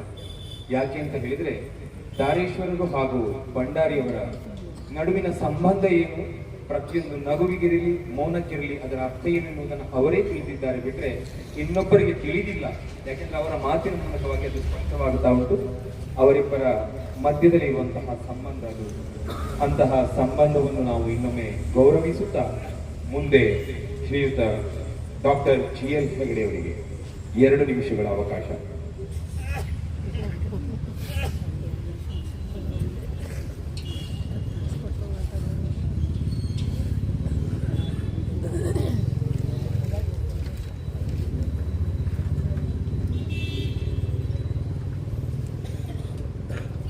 ಸುಬ್ರಹ್ಮಣ್ಯ ಧಾರೇಶ್ವರ್ ಅವರೇ ಮತ್ತು ಅವರ ಧರ್ಮಪತ್ನಿಯಾದ ಸುಜಾತ ಅವರೇ, ಮುಖಕಟ್ಟು ಮೇಳದ ಎಲ್ಲ ಆಧಾರ ಸ್ತಂಭಗಳೇ, ನಮ್ಮ ಜಿಲ್ಲೆಯ ಸಾಹಿತ್ಯ ಲೋಕದ ಅಧ್ಯಕ್ಷರು ಆಶ್ರಯವರು, ನಮ್ಮ ಯುವ ನಾಯಕರು ಸೂರಜ್ ನಾಯಕರವರು, ಬಹಳ ಹಳೆಯ ಸ್ನೇಹಿತರು ಕೂತಿದ್ದಾರೆ, ಸಿರಿ ನಾಯಕರೇ ಹಾಗೂ ನೀವೆಲ್ಲ ನನ್ನ ಬಂಧುಗಳೇ, ಇವತ್ತು ತುಂಬ ಸಂತೋಷದ ಸಂಗತಿ. ಇದು ನನಗೆ ಆಕಸ್ಮಿಕವಾಗಿ ಬಂದ ಯೋಗ ಅಂತ ನಾನು ಅಂದ್ಕೊಂಡಿದ್ದೇನೆ. ರಮೇಶ ಯಾವುದೋ ಒಂದು ತಿಂಗಳ ಹಿಂದೆ ಸಿಕ್ಕಿ ಒಂದು ಕಾರ್ಯಕ್ರಮ ಆಗಲಿ ಬಂದು ನೀವು ಬರಬೇಕು ಅಂತ ಆಯ್ತು ಅಂದರೆ ನಿನ್ನೆವರೆಗೂ ಸುದ್ದಿಲ್ಲ. ನಿನ್ನೆ ನಾನು ಒಂದು ಸಲ ಫೋನ್ ಮಾಡಿದೆ ಮತ್ತೆ ಬರಬೇಕು ಅಂತ. ಆಯ್ತು ಬರ್ತೇನೆ. ಈಗ 8:30 9 ಗಂಟೆಗೆ ಒಂದು ಸಲ ಫೋನ್ ಮಾಡೋದು ಹಾಗೆ ಹೊರಟು. ಇದು ವಿಷಯ. ಅಂದರೆ ನಾನು ಈ ವಿಷಯ ಯಾಕೆ ಹೇಳಿದೆ ಅಂತಂದರೆ ನಮಗೆ ಮತ್ತು ಇವರ ಒಡನಾಟ ಈ ಥರದ್ದು. ಇದು ಯಾಕೆ ಮಹತ್ವದ ಕಾರ್ಯಕ್ರಮ ಅಂದರೆ ಒಬ್ಬ ಕಲಾವಿದ ಮತ್ತೊಬ್ಬ ಕಲಾವಿದನನ್ನು ಗೌರವಿಸ್ತಾನಲ್ಲ, ಇದು ನಮ್ಮ ಭಾಗ್ಯ. ಬಹಳ ಅಪರೂಪದ ಸಂಗತಿ ಇದು. ಒಂದು ಗುರುಸ್ಥಾನ ಅದು ಭಾಗವತರು ಅಂತಂದ್ರೆ ಅದು ಎಲ್ಲರೂ ಗೌರವ ಕೊಡಬೇಕಾದದ್ದು ಎಲ್ಲ ಸತ್ಯವೇ. ಆದ್ರೂ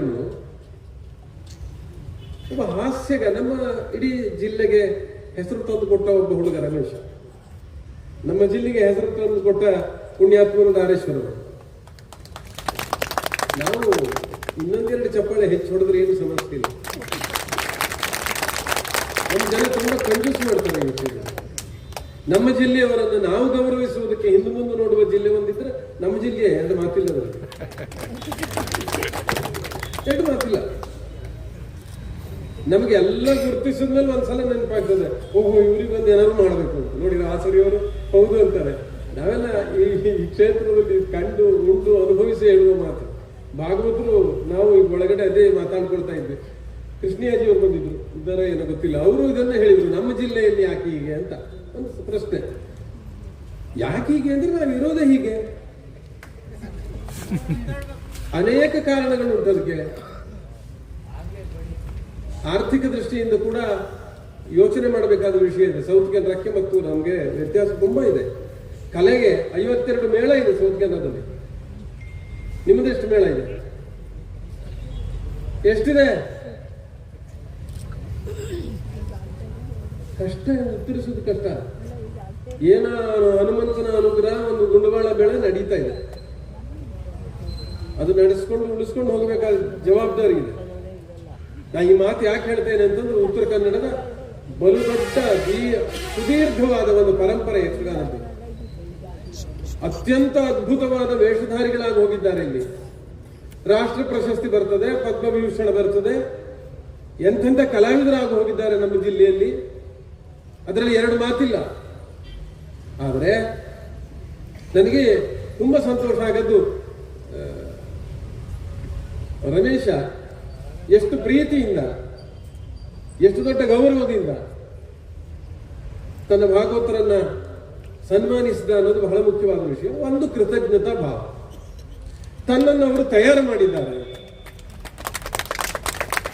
ಮನುಷ್ಯನಿಗೆ ಕಲೆ ಕಲಿಸಬೇಕಾದದ್ದು ಇದನ್ನೇ, ಬರೇ ಆಟ ಕೊಡುವುದಲ್ಲ, ಅದರ ಜೊತೆಗೆ ಒಬ್ಬ ಮನುಷ್ಯ ತಯಾರಾಗಬೇಕು. ಹಾಗೆ ಒಂದು ಮಾನವೀಯ ದೃಷ್ಟಿಯಿಂದ ರಮೇಶನ ಗೌರವ ಬಹಳ ದೊಡ್ಡದು ಅಂತ ನಾನು ಇವತ್ತು ಅರ್ಥ ಮಾಡಿಕೊಂಡಿದ್ದೇನೆ. ಭಾಗವತರು ದೊಡ್ಡವರು, ನಮಗೆಲ್ಲ ಗೊತ್ತಿದೆ. ನಾವು ಅವರ ಪದ್ಯ ಕೇಳಿದ್ದೇವೆ, ಖುಷಿ ಪಟ್ಟಿದ್ದೇವೆ. ಅವರನ್ನ ಹಾಡಿ ಹೊಗಳುವುದಕ್ಕೆ ಇಲ್ಲಿ ಅವಧಿ ಇಲ್ಲ, ವಿಮರ್ಶಿಸುವುದಕ್ಕೂ ಅವಧಿ ಇಲ್ಲ. ನಿಜ ನಿಜ. ನಾವೇ ಹೇಳುದು, ನೀವು ಸರ್ಟಿಫಿಕೇಟ್ ಕೊಟ್ಟಿದ್ದೀರಿ ಇವರಿಗೆ. ರಾಜ್ಯ ಪ್ರಶಸ್ತಿಗಿಂತ ದೊಡ್ಡ ಸರ್ಟಿಫಿಕೇಟ್ ಕೊಟ್ಟಿದ್ದಾರೆ, ಎರಡು ಮಾತೇ ಇಲ್ಲ. ಹಾಗಾಗಿ ನಮ್ಮ ಜಿಲ್ಲೆಯ ಗೌರವವನ್ನು ಉಳಿಸಿದ, ಬೆಳೆಸಿದ. ಯಾಕೆಂತಂದ್ರೆ ಯಕ್ಷಗಾನ ಭಾಗವತರು ಒಂದು ಮಾತು ಹೇಳಿದ್ರು, ಎರಡು ಮಾತಿಲ್ಲ ಅದರಲ್ಲಿ. ಪ್ರೇಕ್ಷಕರು ಕೇಳುವುದು ಅವ್ರು ಹೇಳಿದ್ದನ್ನೇ, ಬೇರೆ ಕೇಳಲಿಕ್ಕೆ ಆಗುದಿಲ್ಲ. ಹಾಗಾಗಿ ಎಷ್ಟೋ ಸಲ ನಿಮ್ಗೆ ಗೊತ್ತಿದೆ, ಕಲಾವಿದರಿಗೆ, ಪ್ರೇಕ್ಷಕರಿಗೆ ಒಂದು ತಾಳಮೇಳ ಇರಬೇಕು. ಆ ತಾಳಮೇಳ ಇಲ್ಲದೆ ಇದ್ರೆ ಯಕ್ಷಗಾನದ ಅವಸ್ಥೆ ಎಲ್ಲೋ ಕೆಟ್ಟು ಹೋಗ್ತದೆ. ಇದು ಕೂಟಕಲೆ. ಆ ಕೂಟಕಲೆಯ ವ್ಯವಸ್ಥೆಯನ್ನು ಉಳಿಸಿಕೊಳ್ಳುವುದಕ್ಕೆ ಬಲು ದೊಡ್ಡ ಜವಾಬ್ದಾರಿ ಇದ್ದವರು ಭಾಗವತರು. ಅಂತಹ ಒಬ್ಬ ಒಳ್ಳೆಯ ಭಾಗವತರಿಗೆ ಇವತ್ತು ಸನ್ಮಾನ ಮಾಡಿದ್ದಿದೆಯಲ್ಲ, ನಾವು ಇಡೀ ಜಿಲ್ಲೆಯವರು ಹೆಮ್ಮೆ ಪಡುವಂತಹ ಒಂದು ಸನ್ಮಾನ ಇದೆ. ನನಗಂತೂ ರಾಜ್ಯ ಪ್ರಶಸ್ತಿಗಿಂತ ದೊಡ್ಡದಾಗಿ ಕಾಣ್ತದೆ. ಬಹಳ ಆನಂದ ಆಗಿದೆ. ರಮೇಶ, ನಿನಗೆ ನಾನು ವೈಯಕ್ತಿಕವಾಗಿ ಅಭಿನಂದನೆಯನ್ನು ಹೇಳ್ತಾ ಇದ್ದೇನೆ ಈ ಕಾರಣಕ್ಕೆ. ಹಾಗಾಗಿ ಒಂದು ಒಳ್ಳೆಯ ಹೊಸದಾಗಿ ಒಂದು ಮೇಳ ಕಟ್ಟಿದ್ದೀರಿ ನೀವೆಲ್ಲ. ಮೇಳ ಕಟ್ಟುವಷ್ಟು ಕಷ್ಟ ಯಾವುದೂ ಇಲ್ಲ ಅಂತ ನಮಗೂ ಗೊತ್ತಿದೆ. ಆದರೆ ಆ ದೇವರು ನಿಮಗೆ ಒಂದು ದಾರಿ ತೋರಿಸಿದ್ದಾನೆ, ಇದನ್ನು ಮಾಡಬೇಕು ಅಂತ. ನಾನು ಭಾಗವತರು ಹೇಳಿದಾಗೆ ನಮ್ಮ ಕಲಾವಿದರಲ್ಲಿ ಪ್ರಾರ್ಥಿಸುದು, ನಾವು ಯಾವ ಸಂಸ್ಥೆಯನ್ನು ಸೇರ್ತೇವೆ ಮೊದಲು ನೋಡಬೇಕಾದದ್ದು ಆ ಸಂಸ್ಥೆಯನ್ನು. ನಾನು ಉಳಿಬೇಕು, ಆ ಸಂಸ್ಥೆ ಉಳಿಬೇಕು. ಹಾಗಾಗಿ ನಾವು ದುಡಿಯುವುದು ಯಾವುದು ಸಲುವಾಗಿ ಅಂತಂದ್ರೆ ಸಂಸ್ಥೆ ಸಲುವಾಗಿ. ಅದು ಮೊದಲನೇದು. ಆ ಆದ್ಯತೆಯನ್ನು ಇಟ್ಟುಕೊಂಡು ಕಲೆಯ ಗೌರವವನ್ನು ಉಳಿಸಿಕೊಂಡು ಯಾವ ಯಕ್ಷಗಾನಕ್ಕೆ ಒಂದು ಸಂದೇಶವನ್ನು ಕೊಡುವ ಸಾಮರ್ಥ್ಯ ಇದೆ ಅದನ್ನು ಕೊಡ್ತಾ ಈ ಕಲೆಯನ್ನು, ಕನ್ನಡವನ್ನು ಚಿರಂತನವಾಗಿ ನೀವು ಉಳಿಸಬೇಕು ಅನ್ನೋದನ್ನು ಪ್ರಾರ್ಥಿಸಿ ನಮಸ್ಕರಿಸಿ ಮಾತನಾಡಿ. ಧನ್ಯವಾದಗಳು. ದಾರಿಯನ್ನ ಹುಡುಕಿ ಆ ದಾರಿಯಲ್ಲಿ ಸಾಗುವಂಥದ್ದೊಂದು ಬದುಕದು. ಆದರೆ ಹೊಸದಾದಂತಹ ದಾರಿಯನ್ನ ನಿರ್ಮಿಸುವಂಥದ್ದು ಇತಿಹಾಸ. ಈ ಹೊತ್ತಿಗೆ ಇತಿಹಾಸವನ್ನು ನಿರ್ಮಿಸಿದಂತಹ ರಮೇಶ್ ಭಂಡಾರಿಯವರು ಶ್ರೇಷ್ಠರು ಹಾಗೂ ದಾರೇಶ್ವರು ನಮಗೆಲ್ಲ ಮಾರ್ಗದರ್ಶಕರು ಎನ್ನುವಂತಹ ಮಾತನಾಡಿದಂತಹ ಶ್ರೀಯುತ GL ಹೆಗಡೆ ಅವರಿಗೆ ಧನ್ಯವಾದಗಳನ್ನು ಸಮರ್ಪಿಸುತ್ತಾ, ಮುಂದೆ ನಮ್ಮ ಮೇಳದ ಹಾಗೂ ದೇವಸ್ಥಾನದ ಆಡಳಿತ ಮುಕ್ತೇಸರಾದಂತಹ ಶ್ರೀಯುತ ಕಿಶನ್ ಹೆಗಡೆ ಕೊಳಕೆಬೈ ಅವರು. ಎಲ್ಲ ಯಕ್ಷಗಾನ ಕಲಾವಿದರಿಗೆ ವಂದಿಸಿಕೊಳ್ತಾ, ಬಹುಶಃ ಕೆಲವು ಸರ್ತಿ ಯೋಗ ಮತ್ತು ಯೋಗ್ಯತೆಗಳ ಮಧ್ಯೆ ಜಿಜ್ಞಾಸೆ ಬರ್ತದೆ. ನಾನು ಯೋಗ್ಯತೆ ಇದ್ದು ಈ ಜಾಗದಲ್ಲಿ ಕೂತದ್ದು ಖಂಡಿತ ಅಲ್ಲ. ಯೋಗ ಇದೆ, ಬಂದು ಕೂತಿದ್ದೇನೆ. ಅದಕ್ಕೆ ನನ್ನ ದೇವರಿಗೆ, ನಾನು ನಂಬಿದಂಥ ನಂದಿಕೇಶ್ವರನಿಗೆ ಪ್ರಥಮವಾಗಿ ವಂದಿಸಿಕೊಳ್ತೇನೆ. ಹಾಗೆ ಹೆಚ್ಚು ಹೇಳಲಿಕ್ಕೆ ಇಂಥವರ ಮಧ್ಯದಲ್ಲಿ ನಾನು ಸಮರ್ಥನಲ್ಲ ಯಕ್ಷಗಾನದ. ಆದರೆ ಬಹಳಷ್ಟು ಒಂದು ಮಾತನ್ನು ಅವರು ಮೊನ್ನೆಯಿಂದ ದಾರೇಶ್ವರನ್ನು ನಾನು ನೋಡಿದ್ದೆ ಕಳೆದ ತಿಂಗಳ ನವೆಂಬರ್ 21ನೇ ತಾರೀಕಿನಂದು ನಮ್ಮ ದೇವಾಲಯದಲ್ಲಿ. ನಾನು ಅವರನ್ನು ಕೇಳಿದ್ದೆ ಬಿಟ್ಟು ನೋಡಿರಲಿಲ್ಲ. ಆವತ್ತು ಒಂದು ಮಾತು ಹೇಳಿದ್ರು, ಇವತ್ತು ಒಂದು ಮಾತು ಕೂತಾಗ ಹೇಳಿದ್ರು, ಯಕ್ಷಗಾನದ ಮೇಳವನ್ನು ಉಳಿಸ್ತಕ್ಕಂಥ ಕೆಲಸವನ್ನು ಮಾಡಿ ಅಂತಕ್ಕಂಥ ಮಾತನ್ನು ಹೇಳಿದ್ರು. ಕಲಾವಿದರಿಗೆ ನೇರವಾಗಿ, ಬಹುಶಃ ಸ್ಪಷ್ಟ ನುಡಿಗಳಲ್ಲಿ ಇಲ್ಲಿ ಕೂತಾಗಲೂ ಹೇಳಿದ್ರು. 52 ಮೇಳಗಳ ಲೆಕ್ಕವನ್ನು ಇಟ್ಟುಕೊಟ್ಟು ನಮ್ಮಲ್ಲಿ ಎಷ್ಟು ಅಂತ ಕೇಳಿದ್ರು. ಹೆದರಬೇಡಿ, ನಾವು ಖಾಲಿ ಪಂಚಾಂಗ ಹಾಕಲಿಲ್ಲ, ನಮ್ಮೆಲ್ಲ ಪಂಚಾಂಗಗಳು ನಿಮ್ಮ ಜಿಲ್ಲೆಯವರು. 50 ನಮ್ಮ ಮೇಳದಲ್ಲಿ ಅರ್ಧಕ್ಕಾಗ ನಿಮ್ಮ ಜಿಲ್ಲೆಯವರು. ನಾವು ಮೇಲಿನ ರೂಟ್ ಮಾತ್ರ ಕಟ್ಟಿದ್ದೇವೆ, ಬಹುಶಃ ಪಂಚಾಂಗ ಕಟ್ಟಿಕೊಟ್ಟಿದ್ದು ನಾವಲ್ಲ. ಅದಕ್ಕೆ ಒಂದು ಕಡೆಯಲ್ಲಿ ನನಗೆ ನಿಮ್ಮಲ್ಲಿ ಅವರು ಕಟ್ಟಿದ್ದಾರೆ ಅಂತಕ್ಕಂಥ ಹೆಮ್ಮೆ ಇದ್ದು, ಎಲ್ಲೋ ಒಂದು ಕಡೆ ಮಾತ್ಸರ್ಯವೂ ಇದೆ. ಬಹುಶಃ ನಮ್ಮಲ್ಲಿ ಇದು ಆಗಲಿಲ್ಲಲ್ಲ. ಇಷ್ಟು ಕಲಾವಿದರುಗಳನ್ನ ಈ ಮಟ್ಟದ ಕೆಲವರಲ್ಲಿ ಶಂಭು ಹೆಗಡೆಯವರು, ಮಾಬಲ ಹೆಗಡೆಯವರು, ಇಂಥ ಹಲವು ಹೆಸರುಗಳನ್ನ ಹೇಳ್ತಾ ಹೋದ್ರೆ ನಾನು ಅಮ್ಮ ಹೇಳ್ತಾ ಇದ್ದೆ. ಅದನ್ನ ಹೇಳಿ ಅದನ್ನ ಅಂತ ಕಲಾವಿದರುಗಳನ್ನು ಇದು ಕೊಟ್ಟಂತ ಜಿಲ್ಲೆ ನೀವು. ಇವತ್ತು 52 ಮೇಳಗಳಲ್ಲಿ ಅಂತೂ ಬಡಗು ಚಿತ್ರಣ ಮೇಳಗಳಲ್ಲಿ ನೀವೇ ಪ್ರಾಧಾನ್ಯ. ತೆಂಕು ಚಿತ್ರಣ ಅಲ್ಲೇ ಇರ್ತದೆ, ನೀವೇ ಪ್ರಾಧಾನ್ಯ ಬಡಗು ಚಿತ್ರಣ ಮೇಳಗಳಲ್ಲಿ. ಅದಿಷ್ಟನ್ನಂತೂ ಕಲ್ತಿದ್ದೇವೆ. ಆದರೆ ದಾರೇಶ್ವರ್ ಅಂತವರ ಏನು ಇವತ್ತವರಿಗೆ ನಾನು ಹೇಳಿದ್ರೆ ಅದು ಗುರು ಭಕ್ತಿ ಸಮರ್ಪಣೆ ಅಷ್ಟೇ, ಮತ್ತೇನು ಹೇಳಲಿಕ್ಕೆ ಬಯಸುವುದಿಲ್ಲ ನಾನು. ಇವತ್ತು ಇದ್ದಾರಲ್ಲ ಅಂತಕ್ಕಂಥ ಮಾತು. ಬಹುಶಃ ನಾವೆಲ್ಲ ಸ್ವಲ್ಪ ವ್ಯಾಪಾರ, ಸ್ವಲ್ಪ ರಾಜಕೀಯ, ಸ್ವಲ್ಪ ಸಹಕಾರ ಇದೆಲ್ಲವನ್ನು ಮಾಡ್ಕೊಂಡು ಬಂದವರು. ಇದೆಲ್ಲದರ ಮಧ್ಯದಲ್ಲಿ ಈ ಶಬ್ದಕ್ಕೆ ಅರ್ಥವೇ ನಮ್ಗೆ ಸಿಗಲಿಲ್ಲ ಎಲ್ಲಿಯೂ. ಗುರು ಭಕ್ತಿ ಮತ್ತು ನಮಗೆ ಉಪಕಾರ ಮಾಡಿದವರನ್ನು ಸ್ಮರಿಸ್ತಕ್ಕಂಥ ನನ್ನನ್ನು ಸೇರಿಸಿ ಇರ್ಬೋದು. ನಮ್ಮನ್ನು ಉಪಕಾರ, ನಮ್ಮನ್ನು ಬೆಳೆಸಿದವರನ್ನು, ಅದರಲ್ಲೂ ನಮ್ಮ ರಾಜಕೀಯದಲ್ಲಂತೂ ಇಲ್ಲವೇ ಇಲ್ಲ. ಅದ್ರ ಬಗ್ಗೆ ಆಲೋಚನೆ ಮಾಡಬೇಡಿ. ಬಹುಶಃ ಎಲ್ಲವನ್ನ ನೋಡಿದ್ದೀರಿ. ಆದರೆ ಇವತ್ತು ಈ ರಂಗಸ್ಥಳದಲ್ಲಿ ತನ್ನ ಗುರುವನ್ನ ಸನ್ಮಾನ ಮಾಡ್ತಕ್ಕಂಥ ಕೆಲಸ ನಿಮ್ಮೆಲ್ಲರ ಸಹಕಾರನ ಮಾಡಿದ್ದಾರಲ್ಲ, ಅದಕ್ಕೆ ಬಹುಶಃ ಅವ್ರು ಹೇಳಿದ್ರು, ಕೆಲವು ಉದಾಹರಣೆಗಳನ್ನ ಕೊಟ್ಟರು. ನೋಡ್ತಾ ಇರ್ತೇನೆ ನಾನು ಬಹುಶಃ ಯಕ್ಷಗಾನವನ್ನು ನೇರವಾಗಿ ನೋಡದೇ ಇದ್ರು ಇವತ್ತು ಯಕ್ಷಗಾನದ ಈ ವ್ಯವಸ್ಥೆಗೆ ಬಂದ ಮೇಲೆ ಯೂಟ್ಯೂಬ್ನಲ್ಲಿ ಇಲ್ಲಿ ಅಲ್ಲಿ ನೋಡ್ತಾ ಇರ್ತೇನೆ. ರಮೇಶ್ ಭಂಡಾರಿ ಅವರ ಮಾತುಗಳು ಅಥವಾ ನಮ್ಮ ಮೇಳದ್ದು ಬೇರೆ ಮೇಳದ್ದು ಎಲ್ಲವನ್ನೂ ನೋಡ್ತೇನೆ. ಇದೆಲ್ಲವನ್ನು ನೋಡುವಾಗ ಅದೆಲ್ಲದಕ್ಕೂ ಒಂದೇ ಅರ್ಥವನ್ನು ಇವತ್ತು ಧಾರೇಶ್ವರ ಸರ್ ಕೊಟ್ಟರು. ಯಾಕೆ ಬೇಕು ಯಕ್ಷಕಲೆ? ನಮ್ಮ ಉದ್ದೇಶ ಬಹಳ ಸ್ಪಷ್ಟ. ನಾವೇನು ದುಡ್ಡು ಮಾಡಬೇಕು ಅಥವಾ ನಮ್ಮ ಮೇಳದ ಯಜಮಾನರು ಇದಾಗಬೇಕು ಅಂತ ಮಾಡಿದ್ದಲ್ಲ, ಬಹಳ ಸ್ಪಷ್ಟ. ಅದೊಂದು ವೃತ್ತಿಯಾಗಿ ಅವರು ಸ್ವೀಕರಿಸಿದ್ದಾರೆ ಮೇಳದ ಯಜಮಾನರು, ವೃತ್ತಿಯಾಗಿ ಕಲಾವಿದರು ಬಂದಿದ್ದಾರೆ. ಆದರೆ ದೇವಾಲಯದ ಉದ್ದೇಶ ಅದೆಲ್ಲ ಯಾವುದೂ ಅಲ್ಲ, ವೃತ್ತಿಯಾಗಿ ನಡೀಲೇಬೇಕು, ಖಂಡಿತ ಅದಕ್ಕೆ ಬೇರೆ ದಾರಿ ಇಲ್ಲ. ಆದರೆ ದೇವಾಲಯದ ಉದ್ದೇಶ ಯಕ್ಷಕಲೆ ಉಳಿಬೇಕು ಅಂತಕ್ಕಂಥ ಮೂಲ ಉದ್ದೇಶವನ್ನು ಇಟ್ಕೊಂಡು ಮಾತ್ರ ನಾವು ಈ ಸಾಹಸ, ಇದೊಂಥರ ದುಸ್ಸಾಹಸ. ಇತಿಹಾಸ ಅಂತ ಯಾರು ಹೇಳಿದ್ರು ಅಲ್ಲ, ಸಾಹಸ ಅಂತ ಹೇಳಿದ್ರು ಖಂಡಿತ ಇದು ನಮ್ದು ದುಸ್ಸಾಹಸ ಅಂತ ನಮ್ಗೆ ಗೊತ್ತಿದೆ, ಬಹಳ ಚೆನ್ನಾಗಿ ಗೊತ್ತಿದೆ. ಯಾಕಂದ್ರೆ ಹಲವು ಆಪಾದನೆಗಳನ್ನ ನಾವು ಕೇಳ್ಕೊಂಡಿದ್ದೇವೆ ಈ ಬಗ್ಗೆ. ಮೇಳ ಬೇಕಿತ್ತು ಇವರಿಗೆ ಅಧಿಕ ಪ್ರಸಂಗ ಅಂತ, ಯಾಕಂದ್ರೆ ನಮಗೆ ಬೇಕಿತ್ತು, ನಾವು ಅಧಿಕ ಪ್ರಸಂಗಿಗಳೇ. ಯಾಕಂದ್ರೆ ಅಧಿಕ ಪ್ರಸಂಗ ಮಾಡದೇ ಇದ್ರೆ ಯಾವುದು ಹೊಸತನ ಬರುವುದಿಲ್ಲ ಅಂತ ನನ್ನ ಭಾವನೆ. ಅಧಿಕ ಪ್ರಸಂಗವನ್ನು ತೀಡುವ ಗುರು ಒಬ್ಬ ನಮ್ಗೆ ಬೇಕು. ನಮ್ಗೆ ನಂದಿಕೇಶ್ವರ ತಿದ್ದಿದ್ದಾನೆ ಅಂತಕ್ಕಂಥ ಭಾವನೆಯಲ್ಲಿ ಇಲ್ಲಿ ಬಂದಿದೆ. ಅದಕ್ಕೆ ಪೂರಕವಾಗಿ ಬಹುಶಃ ಈ ವೇದಿಕೆಯಲ್ಲಿ 1 ನಿಮಿಷ ಎಕ್ಸ್ಟ್ರಾ ತಗೊಳ್ತೇನೆ. ಅದಕ್ಕೆ ಪೂರಕವಾಗಿ ನಾನು ಅಪಾರವಾಗಿ ನಂಬ್ತೇನೆ ದೈವವನ್ನ, ದೇವರುಗಳನ್ನ. ಆ ದೇವರುಗಳು ಇವತ್ತು ಈ ಮೇಳವನ್ನು ಹುಟ್ಟು ಹಾಕಿದ್ದಾರೆ ಅಂತ ಹೇಳಲಿಕ್ಕೆ ಬಹಳಷ್ಟು ಹೆಮ್ಮೆಯಿಂದ ಹೇಳ್ತೇವೆ. ಯಕ್ಷಕಲೆಗೆ ಕೊಡುಗೆ ಕೊಟ್ಟಿದ್ರೆ ನಾವಲ್ಲ, ನಾವು ಯಾರು ಅಲ್ಲ, ಅದು ನಮ್ಮ ದೇವರುಗಳು.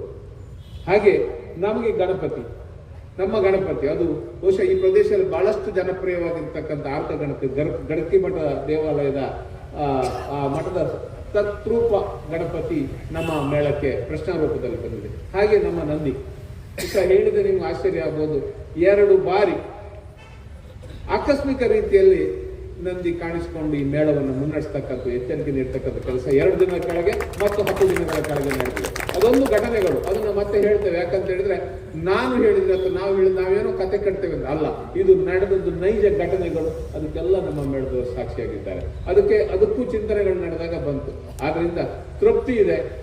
ಯೋಗ ಇಲ್ದಿದ್ರು ಯೋಗ್ಯತೆ ಇದೆ ಅಂತಕ್ಕಂಥ ತೃಪ್ತಿ ಇದೆ. ನಮ್ಮದೇನು ಇಲ್ಲದೆ ಇದ್ರು ನಂದಿ ನಡೆಸ್ತಾನೆ, ಗಣಪತಿ ನಡೆಸ್ತಾನಕ್ಕಂಥ ವಿಶ್ವಾಸ ನಮ್ಗಿದೆ. ನಮ್ಮ ಉದ್ದೇಶ ಬಹಳ ಸ್ಪಷ್ಟ. ಯಾವ ಯಕ್ಷಗಾನದ ಪರಂಪರೆಗಳಿದೆ, ಗಣಪತಿ ಸ್ಟೇಜಿಗೆ ಬರೋದಿರ್ಬೋದು, ರಂಗಸ್ಥಳಕ್ಕೆ ಬರೋದಿರ್ಬೋದು, ಅಥವಾ ಕಟಲೇಶ್ವರ ಬರೋದು, ಅದನ್ನು ತಪ್ಪಿಸಬಾರ್ದು ಅಂತಕ್ಕಂಥ ಹೇಳಿಕೆಗಳನ್ನ ಹಿರಿಯರ ಮುಖಾಂತರ ನಾವು ಮೇಳದ ಯಜಮಾನರಿಗೆ ಹೇಳಿದ್ದೇವೆ. ಅದೇ ಪ್ರಕಾರ ನಡೆಸ್ಕೊಂಡು ಬರ್ತಾರೆ. ಸಾಧ್ಯವಾದಷ್ಟು ಬಹುಶಃ ಬದಲಾವಣೆಗಳು ಅನಿವಾರ್ಯ ಕಾಲಚಕ್ರದಲ್ಲಿ. ಇಡೀ ದಿನದ ಆಟ ನಡೀಲಿಕ್ಕಿಲ್ಲ. ಮುಂದಿನ ದಿನಗಳಲ್ಲಿ ಕಾಲಮಿತಿ ಆಟಗಳಿಗೆ ಆದ್ಯತೆ ನೀಡಬೇಕಂತಕ್ಕಂಥದ್ದು ಇಟ್ಟುಕೊಂಡು ಯಕ್ಷಕಲೆ ಉಳಿಲೇಬೇಕು. ಅದಕ್ಕೆ ಯಾವುದೇ ಆಡಂಬರಗಳಿರಬೇಕು. ನಮ್ಮ ಮೇಳದಲ್ಲಿ ಒಂದು ಬಹಳ ಸ್ಪಷ್ಟ, ಯಾವುದೇ ಸಭೆ ಮಧ್ಯದಿಂದ ಎದ್ದು ಬರೋ ವೇಷಗಳಿಲ್ಲ ಅಥವಾ ಪಟಾಕಿಗಳನ್ನು ಹೊರಿಸುವಂತ ಕೆಲಸ ಅದು ಮಾಡಬಾರ್ದು ಅಂತಕ್ಕಂಥ ಆದೇಶಗಳನ್ನೇ ಒಂದು ಇದನ್ನು ಇಟ್ಕೊಂಡೇ ನಾವು ಹೊರಟಿದ್ದೇವೆ ಅಂತಕ್ಕಂಥ ಮಾತನ್ನು ಹೇಳಿ ಬಯಸ್ತೇವೆ. ಇದು ಯಕ್ಷಗಾನಕ್ಕೆ ತಪ್ಪು ಅಂತ ನಾನು ಹೇಳುವುದಲ್ಲ, ಯಕ್ಷಗಾನಕ್ಕೆ ತಪ್ಪು. ನಾಟಕ ಕಲೆಗೆ ಇರ್ಬೋದು, ಯಕ್ಷಗಾನ ಅದರದ್ದೇ ಅದೊಂದು ಪಾವಿತ್ರ್ಯತೆ ಇದೆ. ಯಕ್ಷಗಾನದ 100 ವರ್ಷಗಳಿಂದ ಮಂದರ್ತಿ ಮೇಳದ ಒಂದು ಆಟ ನನ್ನ ಮನೆಯಲ್ಲಿ, ನಮ್ಮ ದೇವಾಲಯದಲ್ಲಿ ನಡೀತದೆ. ಕಟ್ಟುಕಟ್ಲೆ ಅದನ್ನ ನಡೆಸ್ಕೊಂಡು 100 ವರ್ಷಗಳಿಂದ. ಅಂದು ಯಕ್ಷಗಾನ ಕಲೆ ಹುಟ್ಟಿದ್ದು ಮೇಳವನ್ನು ಬೆಳೆಸ್ತಕ್ಕಂಥದ್ದು, ಯಕ್ಷಗಾನ ಬೆಳೆಸಲಿಕ್ಕೆ ಬಡ ಕಲಾವಿದರನ್ನ ಬೆಳೆಸಲಿಕ್ಕೆ. ಯಾವತ್ತೂ ಶ್ರೀಮಂತ ಕಲಾವಿದ ಇರಲೇ ಇಲ್ಲ, ಬಡ ಕಲಾವಿದ. ಆದ್ರೆ ಆತನ ಸಂಪತ್ತು, ಆತನ ನುಡಿ ಸಂಪತ್ತು, ಆತನ ಏನು ಹೇಳ್ತೀವಿ ನಾವು ವಿದ್ಯೆ, ಅಕ್ಷರ ಇಲ್ಲದವನ ವಿದ್ಯೆ ಇದೆಯಲ್ಲ, ಆ ಭಾಷೆ ಇದೆಯಲ್ಲ, ಅದು ನಮ್ಗೆ ಯಾರಿಗೂ ಇವತ್ತು ಅಕ್ಷರ ಕಲ್ತವ್ರಿಗೆ ಹೇಳಲಿಕ್ಕೆ ಸಾಧ್ಯ ಇಲ್ಲ. ನಮ್ಮ ಹತ್ರ ಬರ್ಲಿಕ್ಕೆ ಸಾಧ್ಯವೇ ಇಲ್ಲ. ನಾವೇನು ಹೆಚ್ಚು ಕಲ್ತವರಲ್ಲ, ಆದ್ರೂ ಹೆಚ್ಚು ಕಲ್ತವ್ರ ಆ ಭಾಷೆಗಳು ಬರ್ಲಿಕ್ಕೆ ಸಾಧ್ಯ ಇಲ್ಲ. ಅದು ಜಾನಪದ ಕಲೆಗಳು ಮಾತ್ರ. ನಮ್ಮ 2-3 ಜಿಲ್ಲೆಗಳಲ್ಲಿ ಯಕ್ಷಕಲೆ ಆದ್ರೆ ಬೇರೆ ಜಿಲ್ಲೆ ಹಲವಾರು ಬೇರೆ ಬೇರೆ ರೀತಿಯ ಕಲೆಗಳಿದೆ. ಅದನ್ನು ಉಳಿಸಿ ಬೆಳೆಸ್ತಕ್ಕಂಥ ಕೆಲಸಗಳನ್ನ ಮಾಡಬೇಕು ಅಂತಕ್ಕಂಥ ಕಳಕಳಿಯ ವಿನಂತಿ. ಧಾರೇಶ್ವರ ಅಂತವರ ಒಡನಾಟ ಬಂತು, ಬಾಯಿಂದ ಅವರು ನಮ್ಮ ಬಗ್ಗೆ ಆಶೀರ್ವಾದ ನುಡಿಗಳನ್ನು ತಗೊಂಡಿದ್ದೇವೆ. ಅದಕ್ಕೆ ನಾವು ಧನ್ಯತೆಯನ್ನು ಪಡ್ಕೊಳ್ತೇವೆ. ನಾನು ವೈಯಕ್ತಿಕವಾಗಿ ಮತ್ತು ನಮ್ಮ ಕುಟುಂಬಸ್ಥರಿರ್ಬೋದು ಅಥವಾ ನಮ್ಮ ಶಿರಿಯಾರ ಗ್ರಾಮಸ್ಥರಿರ್ಬೋದು, ಮೆಕ್ಕೆ ಕೊಟ್ಟು ನಂದಿಯನ್ನ ನಂಬತಕ್ಕಂಥ ಪ್ರತಿಯೊಬ್ಬರು ಅವರಿಗೆ ನಾವು ನಮಸ್ಕರಿಸ್ತೇವೆ. ಹಾಗೆ ಒಂದು ಆಸೆ ಇದೆ, ಎಂದಾದರೂ ಅವರ ಸಂಪೂರ್ಣ ಆರೋಗ್ಯ ಸುರಕ್ಷೆ ಒಂದು ಅರ್ಧ ಗಂಟೆ ನಮ್ಮ ಮೇಳದಲ್ಲಿ ಅವರು ತಾಳ ಹಿಡಿಬೇಕು ಅಂತಕ್ಕಂಥ, ಹಿಡಿಬೇಕು ಮತ್ತು ಹಿಡಿತಾರೆ ಅಂತಕ್ಕಂಥ ವಿಶ್ವಾಸದೊಂದಿಗೆ ತಮ್ಮೆಲ್ಲರಿಗೂ ನಂಬಿಸ್ಕೊಳ್ತಾರೆ. ಅವರ ಮೇಲಿನ ಗೌರವಗಳು, ಅದರಿಂದ ನಮ್ಮ 150 ಕಿಲೋಮೀಟರ್ ದೂರ ಇವತ್ತು ಕರ್ಕೊಂಡು ಬಂದು ಆ 150 ಕಿಲೋಮೀಟರ್ ಬಂದಾಗ ಏನು ಬೇಜಾರಿಲ್ಲ. ಇನ್ನು 150 ಕಿಲೋಮೀಟರ್ ಬೇಕಾದ್ರೆ ಹೋಗ್ತೇವೆ. ಆದ್ರೆ ಇವರಂತವ್ರು 100 ಕಾಲ ಬಾಳ್ಲಿ ಅಂತಕ್ಕಂಥ ಒಂದು ನಮ್ಮ ಹೃದಯದ ಕೋರಿಕೆಗಳನ್ನ ದೇವರುಗಳಿಗೆ ಸಮರ್ಪಿಸಿಕೊಟ್ಟು 2 ಮಾತುಗಳನ್ನು ಮುಗಿಸ್ತೇನೆ.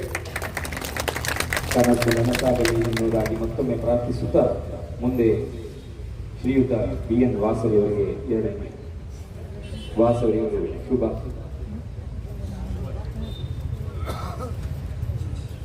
ಎಲ್ಲರಿಗೂ ನಮಸ್ಕಾರ. ಬಹುಶಃ ಇದು ನನಗೂ ಕೂಡ ಬಯಸದೇ ಬಂದ ಭಾಗ್ಯ. ನಾನು ರಮೇಶ್ ಅಣ್ಣನ ಪ್ರೀತಿಗಾಗಿ ಮತ್ತು ದಾರೇಶ್ವರರಿಗೆ ಗೌರವ ಇದೆ ಎನ್ನುವ ಅಭಿಮಾನದ ಕಾರಣಕ್ಕಾಗಿ ಇಲ್ಲಿ ಬಂದಿದ್ದೆ. ಯಕ್ಷಗಾನ ನೋಡ್ಲಿಕ್ಕೆ ಬಂದವನು ನಾನು. ರಮೇಶ್ ಅಣ್ಣ ವೇದಿಕೆ ಕರೆದರು.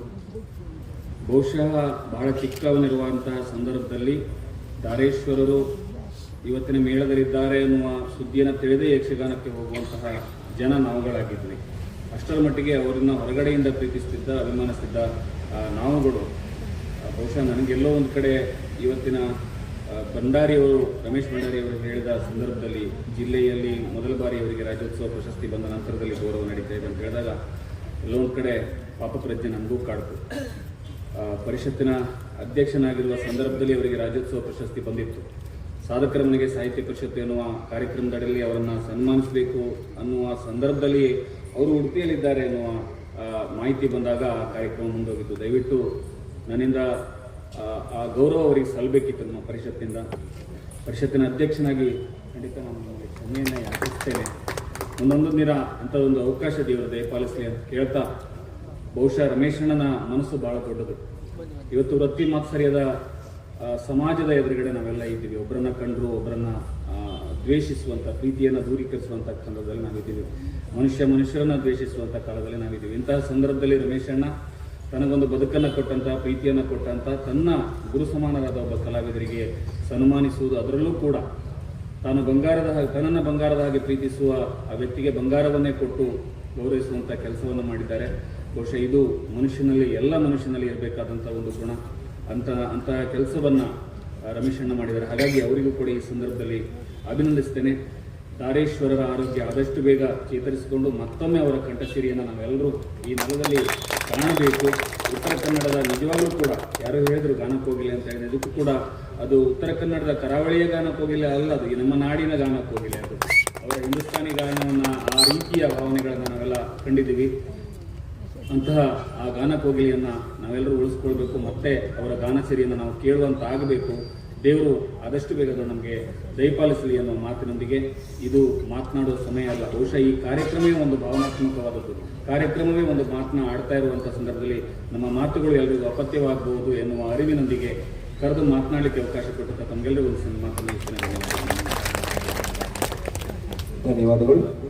ಶ್ರೀಯುತ doctor Chandrashekhara Shetty, Sridevi hospital, doctor Sunil Munkur, KMC Manipal, doctor Prakash Naik ಅವರು ಹಾಗೂ ಡಾಕ್ಟರ್ ಕೃಷ್ಣ ಗಿಳಿಯಾರ್ ಇವರೆಲ್ಲರೂ ಈಗಾಗಲೇ ವೇಷವನ್ನು ಧರಿಸಿಕೊಂಡಿದ್ದಾರೆ. ಅಲ್ಲಿಂದಲೇ ಶುಭವನ್ನು ಹಾರೈಸ್ತಾ ಇದ್ದಾರೆ.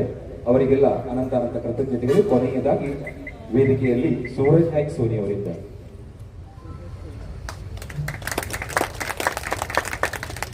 ತಾಯಿ ಭೂಮಿ ದೇವತೆಗೆ ಮತ್ತು ಗುಲಿ ದೇವರಿಗೆ ನಮಸ್ಕರಿಸ್ತಾ, ದೇವರಿಗೂ ನಮಸ್ಕರಿಸ್ತಾ, ಸುಬ್ರಹ್ಮಣ್ಯ ದಾರೇಶ್ವರ ಅವರಿಗೆ ನಮಸ್ಕರಿಸ್ತಾ, ಅವರ ಶ್ರೀಮತಿ ಅವರಿಗೂ ನಮಸ್ಕರಿಸ್ತಾ, ವೇದಿಕೆಯಲ್ಲಿರುವ ಎಲ್ಲ ಹಿರಿಯರೇ, ವೇದಿಕೆ ಮುಂಭಾಗದಲ್ಲಿರುವ ಎಲ್ಲ ಯಕ್ಷಗಾನದ ಅಭಿಮಾನಿಗಳು ಮತ್ತೆಲ್ಲ ನನ್ನ ಆತ್ಮೀಯರು, ಈ ವೇದಿಕೆ ಅಥವಾ ಈ ಕಾರ್ಯಕ್ರಮ ಇದು ಭಾಳ ದೊಡ್ಡ ಭಾವನಾತ್ಮಕ ಮತ್ತು ಹೃದಯ ಸ್ಪರ್ಶಿ ಕಾರ್ಯಕ್ರಮ.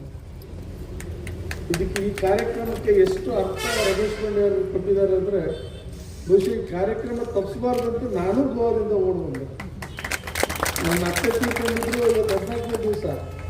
ಆದರೆ ಈ ಕಾರ್ಯಕ್ರಮಕ್ಕೆ ಬರಲೇಬೇಕು. ಯಾಕೆಂದರೆ ಅದಕ್ಕೆ ಕಾರಣ ಇದೆ. ಒಂದು, ನಾನು ಎರಡೂ ಕಲಾವಿದರು ಭಾಳ ದೊಡ್ಡ ಅಭಿಮಾನಿ. ರಮೇಶ್ ಭಂಡಾರಿ ಅವ್ರದ್ದು ಭಾಳ ದೊಡ್ಡ ಅಭಿಮಾನಿ, ನಾನು ಸುಬ್ರಹ್ಮಣ್ಯ ದಾರೇಶ್ವರ ಅವ್ರ ಬಗ್ಗೆ ಭಾಳ ದೊಡ್ಡ ಅಭಿಮಾನ ಇಟ್ಕೊಂಡಿದ್ದೀನಿ, ಭಾಳ ಗೌರವ ಇದೆ ಅವ್ರ ಬಗ್ಗೆ. ಹಾಗಾಗಿ ಈ ಕಾರ್ಯಕ್ರಮ ಮಿಸ್ ಮಾಡಲೇಬಾರ್ದು ಅಂತ ನೇರವಾಗಿ ಅಲ್ಲಿಂದ ಇಲ್ಲಿ ನೇರವಾಗಿ ಬಂದಿದ್ದು ಗೋವಾದಿಂದ. ಅದು ಇವತ್ತು ನಾಳೆ 31 ನಮ್ಗಳ ಟ್ರಾಫಿಕ್ ಗಾಡಿ ಮುಂದೆ ಹೋಗೋದಕ್ಕಾಗೋದಿಲ್ಲ. ಆದರೂ ಬೇಗ ಬಂದು ಇಲ್ಲಿ ಬಂದು ಮುಟ್ಕೊಳ್ಳೋದಕ್ಕೆ ಕಾರಣ ಇಷ್ಟೇ. ಈ ಕಾರ್ಯಕ್ರಮ ಅಷ್ಟು ಭಾವನಾತ್ಮಕವಾಗಿದೆ ಅಂತಲೇ ನಾವು ಓಡೋಡಿ ಬಂದ್ವಿ. ರಮೇಶ್ ಭಂಡಾರಿ ಅವ್ರ ಬಗ್ಗೆ ನಾವು ಭಾಳ ಅಭಿಮಾನ, ಭಾಳ ಗೌರವ. ಆದ್ರೆ ಇವತ್ತು ಅವ್ರದ್ದು ಗೌರವ ಅಭಿಮಾನ ಇನ್ನೂ ಹೆಚ್ಚಾಯಿತು ಅಂತ ನನಗೆ ಅನಿಸ್ತಾ ಇದೆ. ಅವರು ಸುಬ್ರಹ್ಮಣ್ಯ ದಾರೇಶ್ವರ ಅವ್ರಿಗೆ ಸನ್ಮಾನ ಮಾಡಿದ್ರು ಅನ್ನೋಕ್ಕಿಂತ ಹೆಚ್ಚಾಗಿ ನನಗೆ ಗುರು ಸ್ಥಾನದಲ್ಲಿದ್ದವನ್ನ ಸನ್ಮಾನ ಮಾಡಿದ್ರಲ್ಲ, ಅದಕ್ಕಾಗಿ ಅವ್ರ ಗೌರವ ಹೆಚ್ಚಾಯ್ತು. ಇವತ್ತು ಹಂಗೆ ನೋಡೋಕಂದ್ರೆ ಸುಬ್ರಹ್ಮಣ್ಯ ದಾರೇಶ್ವರರು ರಮೇಶ್ ಭಂಡಾರಿ ಅವರನ್ನು ಸನ್ಮಾನ ಮಾಡಿದ್ರು. ಅವ್ರ ಮಾತಿನಲ್ಲೇ ರಮೇಶ್ ಭಂಡಾರಿ ಅವರು ಏನು ಅಂತ ತೋರಿಸ್ಕೊಟ್ರು. ಹಾಗಾಗಿ ಇಬ್ಬರಿಗೂ ಇವತ್ತು ಈ ವೇದಿಕೆಯಲ್ಲಿ ಸನ್ಮಾನ ಆಗಿದೆ. ಅದು ಏನು ಅಂದ್ರೆ ನಮ್ಮೂರಿನ ಭಾಗ್ಯ ಅಂತ ತಿಳ್ಕೊಂತೀವಿ. ಇವರಿಬ್ರು ನಮ್ಮೂರವರಲ್ಲ, ಅದು ನಮ್ಮ ಭಾಗ್ಯ. ಹಂಗಾಗಿ ಅವರಿಬ್ರಿಗೂ ಸನ್ಮಾನ ಆಗಿದೆ. ನಾವು ಸಿರಿಯಣ್ಣ ಗೊತ್ತದಲ್ಲ, ನನಗೆ ಈ ಯಕ್ಷರಂಗ ಅಥವಾ ಕಲಾವಿದರ ಜೊತೆಗೆ ಸಂಪರ್ಕ ಪಡಿಸೋರು ಯಾರು ಅಂದ್ರೆ ಮುಖ್ಯವಾಗಿ ಹೇಳ್ಬೇಕಂದ್ರೆ ದುರ್ಗದಾಸ್ ಗಂಗೊಳ್ಳಿ ಅವರು. ದುರ್ಗದಾಸ್ ಗಂಗೊಳ್ಳಿ ಅವ್ರ ಗರಡಿಯಲ್ಲಿ ಬೆಳೆದಂಥವ್ರು. ನಾನು ಸಿರಿಯಣ್ಣ, ನಮ್ಮ ಗಣೇಶ್ ಭಟ್ರು ಇದ್ರು, ಎಲ್ಲರೂ ಅವರೆಲ್ಲ ನನಗೆ ಮಾರ್ಗದರ್ಶನ. ಆ ಕಲಾವಿದರಿಗೆ ಪರಿಚಯ ಮಾಡಿಕೊಟ್ಟಾರೆ ಅವರು. ಸುಬ್ರಹ್ಮಣ್ಯ ದಾರೇಶ್ವರ ಬಗ್ಗೆ ಒಂದು ಮಾತು ನಾನು ರಾಜಕೀಯದಲ್ಲಿ ಭಾಳ ಕನಸು ಕಂಡು ಮುಂದೋದವನು. ಏನೋ ಕೊನೆಗಳಿಗೆ ಏನಾಯ್ತು ಅದು ಬೇಡ, ಅದ್ರ ಬಗ್ಗೆ ನಾನು ಮಾತಾಡೋಲ್ಲ. ಆದರೆ ನಮ್ಗೆ ಅಧಿಕಾರ ಸಿಕ್ಕರೆ ಏನೇನೆಲ್ಲ ಮಾಡಬೇಕು ಅಂತ ಕನಸು ಕಂಡಲ್ಲಿ ಒಂದು ಕನಸು ಏನಿತ್ತು ಅಂದರೆ ಸುಬ್ರಹ್ಮಣ್ಯ ದಾರೇಶ್ವರ ಅವ್ರಿಗೆ ಡಾಕ್ಟ್ರೇಟ್ ಎಲ್ಲಿಂದಾದ್ರೂ ಕೊಡಿಸ್ಬೇಕು ಅನ್ನೋ ಆಸೆ ನನಗಿತ್ತು. ಯಾಕೆಂದ್ರೆ ನಾವು ಮುಂದೆ ಹೇಳ್ಬೇಕು ಅಂತಲ್ಲ, ಅವ್ರು ಹೋದಾಗೆಲ್ಲ ನಾನು ಅಬ್ಸರ್ವ್ ಮಾಡ್ತಿದ್ದೆ, ಎಲ್ಲೆಲ್ಲೂ ಹೋಗ್ತಿದ್ದೆ. ಅವರು ಎಲ್ಲಿ ಹೋಗಿದ್ರು ಒಂಥರ ಸರ್ವೆ ಮಾಡಿ ಮಾತಾಡ್ದಂಗೆ ಮಾತಾಡ್ತಿದ್ದಾರೆ. ಮತ್ತೆ ಅದು ಎಷ್ಟೋ ಕಲಾವಿದರಿಗೆ ಕಲಿಸುವಂತ ಪ್ರಯತ್ನ ಮಾಡ್ತಾರೆ ಪ್ರಾಮಾಣಿಕವಾಗಿ. ಒಂಥರ ರಿಸರ್ಚ್, ಅವ್ರ ಮಾತಲ್ಲೇ ರಿಸರ್ಚ್ ಇರ್ತದೆ, ಅವ್ರ ಪ್ರತಿಯೊಂದು ಹಾವಭಾವದಲ್ಲಿ ರಿಸರ್ಚ್ ಇರ್ತದೆ. ಅದಕ್ಕಾಗಿ ನಾನು ಯಕ್ಷಗಾನಕ್ಕೆ ಬಹಳ ದೊಡ್ಡ ಕೊಡುಗೆ ಕೊಟ್ಟಿದ್ದಾರೆ. ಅದು ಎಷ್ಟೋ ರಮೇಶ್ ಭಂಡಾರಿ ಅಂತವ್ರನ್ನ ಕಲಿಸುವಂತ ಪ್ರಯತ್ನ ಮಾಡಿದವರು ಸುಬ್ರಹ್ಮಣ್ಯ ದಾರೇಶ್ವರ.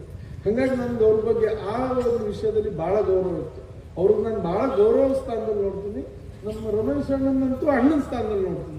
ಇಬ್ರು ಅದ್ಭುತ ಕಲಾವಿದರು ಇವತ್ತು ನಮ್ಗೆ ಈ ವೇದಿಕೆಯಲ್ಲಿ ಸಿಕ್ಕಿದ್ದಾರೆ. ಒಂದು ಭಾವನಾತ್ಮಕ ಸ್ಪರ್ಶ ಈ ವೇದಿಕೆಯಲ್ಲಿ ಆಗಿದೆ. ಅದನ್ನ ನೋಡೋ ಭಾಗ್ಯನೇ ನಮ್ದು ಅಂತ ತಿಳ್ಕೊಂಡು ಇಲ್ಲಿ ನಮ್ಮ ದಕ್ಷಿಣ ಕನ್ನಡದಿಂದ ಎಲ್ಲ ಮಾಲಕರು ಬಂದಿದ್ದಾರೆ. ಮಾಲಕರು ಅವರಾದ್ರೆ ಕಲಾವಿದರು ನಮ್ಮ ಜಿಲ್ಲೆಯವರು, ಅದೇ ನಮ್ಗೆ ಹೆಮ್ಮೆ. ಕಲಾವಿದರು ಯಾವಾಗಿದ್ರು ನಮ್ಮ ಜಿಲ್ಲೆನೇ. ಆದರೆ ನಮ್ಮ ಜಿಲ್ಲೆಯ ಅದ್ಭುತ ಕಲಾವಿದರಿಗೆ ಜೀವನ ಕೊಟ್ಟವರು ದಕ್ಷಿಣ ಕನ್ನಡದವರು ಅಂತ ಬಹಳ ಅಭಿಮಾನದಿಂದ ಹೇಳ್ತೀನಿ. ಅವ್ರಿಗೆ ಎಷ್ಟೋ ಕಷ್ಟಪಟ್ಟು ಜೀವನ ಕೊಟ್ಟಿದ್ದೀರಿ. ಹಾಗಾಗಿ ನಿಮ್ಮ ಬಗ್ಗೂ ನಮ್ಗೆ ಅತ್ಯಂತ ಗೌರವ ಇದೆ. ಇಲ್ಲಿದ್ದವರೆಲ್ಲರಿಗೂ ಒಳ್ಳೇದಾಗಲಿ, ಆ ಭಗವಂತ ಒಳ್ಳೇದು ಮಾಡಲಿ. ಸುಬ್ರಹ್ಮಣ್ಯ ದಾರೇಶ್ವರ ಅವ್ರಿಗೆ ಏನು ಅನಾರೋಗ್ಯ ಆಗಿದೆ, ಆ ಭಗವಂತ ಆ ಅನಾರೋಗ್ಯನ ಸರಿಪಡಿಸಿ ಆರೋಗ್ಯವಾಗಿ ಅವ್ರು ಬರುವಂಥ ದಿನಗಳು ಭಾಳ ಹತ್ತಿರದಲ್ಲಿ ಆಗಲಿ ಅಂತ ಭಗವಂತನಲ್ಲಿ ಪ್ರಾರ್ಥನೆ ಮಾಡ್ತಾ ಅವಕಾಶಕ್ಕಾಗಿ ವಂದಿಸ್ತಾ ನನ್ನ ಮಾತನ್ನು ಮುಗಿಸ್ತೀನಿ. ಜೈ.